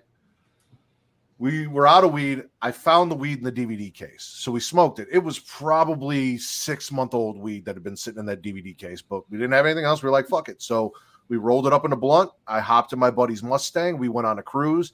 He had a nice fucking Mustang with a system. I remember melting into the seat when the bass hit. I couldn't tell where I ended and his seat began. The vibrations just I was fading away. We went and got Taco Bell. We got back to my house. We smashed the Taco Bell. I wasn't feeling well. I'm like, I'm going to go lay down. I laid down. As soon as I hit the fucking bed, I was up off the bed, trying to make it to the bathroom, did not. Projectile vomited into a fan that oscillated the puke all over the wall in my bedroom. Taco Bell. So my parents, when they had moved out there, had bought a house that had an apartment addition to it that was supposed to be for my grandparents. And due to a bunch of circumstances, my grandparents never moved in. And I was lucky enough for that short period of time that I lived out there, it was about 3 years, that they let me stay in that apartment. It was a 2-bedroom bathroom attached to their house. So whatever was there, I worked, whatever, paid them rent, filled my own fridge, blah, blah, blah. But like all the cleaning supplies are my mom's and they were in her house. I wasn't wasting my money on cleaning supplies when they were just, right next door. But I had to go into the house to go get the cleaning supplies while really stoned after just puking all over. And my dad, oddly enough, was awake at like midnight, sitting on the couch watching TV. As I come in the house to get cleaning supplies, he did not turn around. He did not look at me. He goes, "What are you doing?" I'm like, "I got sick and I puked. I got to clean it up." He goes, "Don't make your mom fucking clean that shit up. I don't care what stupid shit you did. Just get it cleaned up and don't tell your mom." I'm like, "Okay, Dad, sounds good." Got the cleaning shit, went in there, scrubbed the fuck out of that wall and the carpet, got it all cleaned up. Mom never knew. Never puked from drinking. Projectile vomited into an oscillating fan from getting high. I'm like the opposite. I puke from drinking like every 6 to 8 months. It happens. But I can't. Getting ahead. stoned though, never. Crazy, right? I also don't like a body high. Like that's one thing I learned when I was smoking is I hate a body high. I do not like a body high. It's fair. Oh, I love it. Yes, Katie? As someone who does not partake in the smoking of weed, what the fuck do you mean body high? So there are essentially. Yeah, go ahead. Everybody was like, "Let me explain." I don't smoke weed. I don't know. There's a head high and there's a body high. It just I don't know how. It depends on what you smoke. So yeah, there's indica and there's sativa, and one will give you a body high. One is more of just like a mellow out sort of thing. Okay. For me, the body high, my whole body vibrates. Like you feel buzzy. Okay. And I don't fucking like it. I really don't like feeling buzzy when I'm stoned. Some people really enjoy feeling the high. I do not. I just want to sit on a couch, chill, play some video games, and eat some shit. Like that's all I want to do. Yeah. I had This is, I won't go into the whole details of the story because it's still time to be done. But I have partaken in cannabis maybe 10 times in my life. Maybe. I was recently dealing with some psychiatry stuff because I was trying to get diagnosed with some things, and my psychiatrist diagnosed me with cannabis use disorder. I apparently was given a diagnosis for an addiction to weed, a drug that I have used maybe 10 times in my life. Not correct.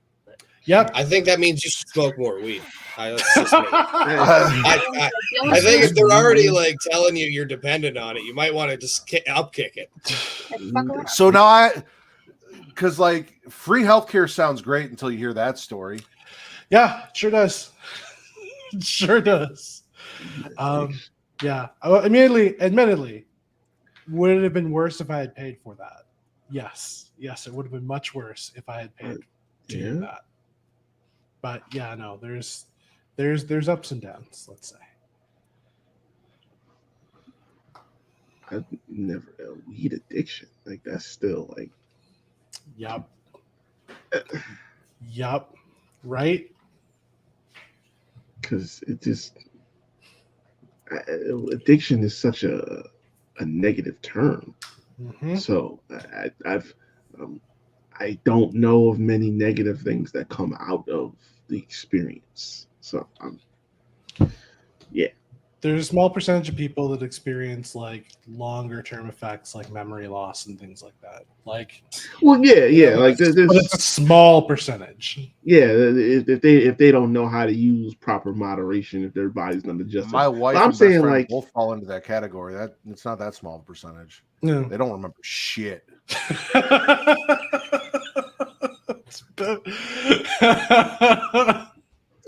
Today, right? So we're getting ready for what we got to go do, and Kate's getting her stuff ready, and I ask her, I'm like, "You got a bag for Zoe?" And she goes, "Yeah, there's a bag over there." I'm like, "Did you put like stuff in it for her to stay the night?" And she goes, "She's not staying the night." And I'm like, "You came to me yesterday, and you told me, or the other day, and you said my mom said that she'd watch Zoe while we go out for her brother's thing, and that she was going to bring her by first thing in the morning, so we need to be up and ready for that."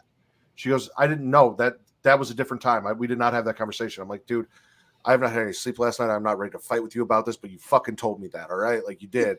She goes, "Well, call my mom and ask." So I called her fucking mom, and I'm like, "Hey, Jackie," and I played it cool. I was like, "What do you need us to bring for Zoe?" And she goes, "Oh, just like a diaper for overnight for when she sleeps, because she's potty trained, but we keep her in nighttime pull-ups in case, of an accident.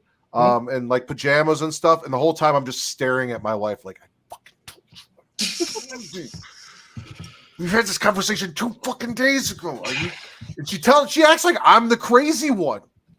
That I remember shit that didn't happen, or that I'm making shit up.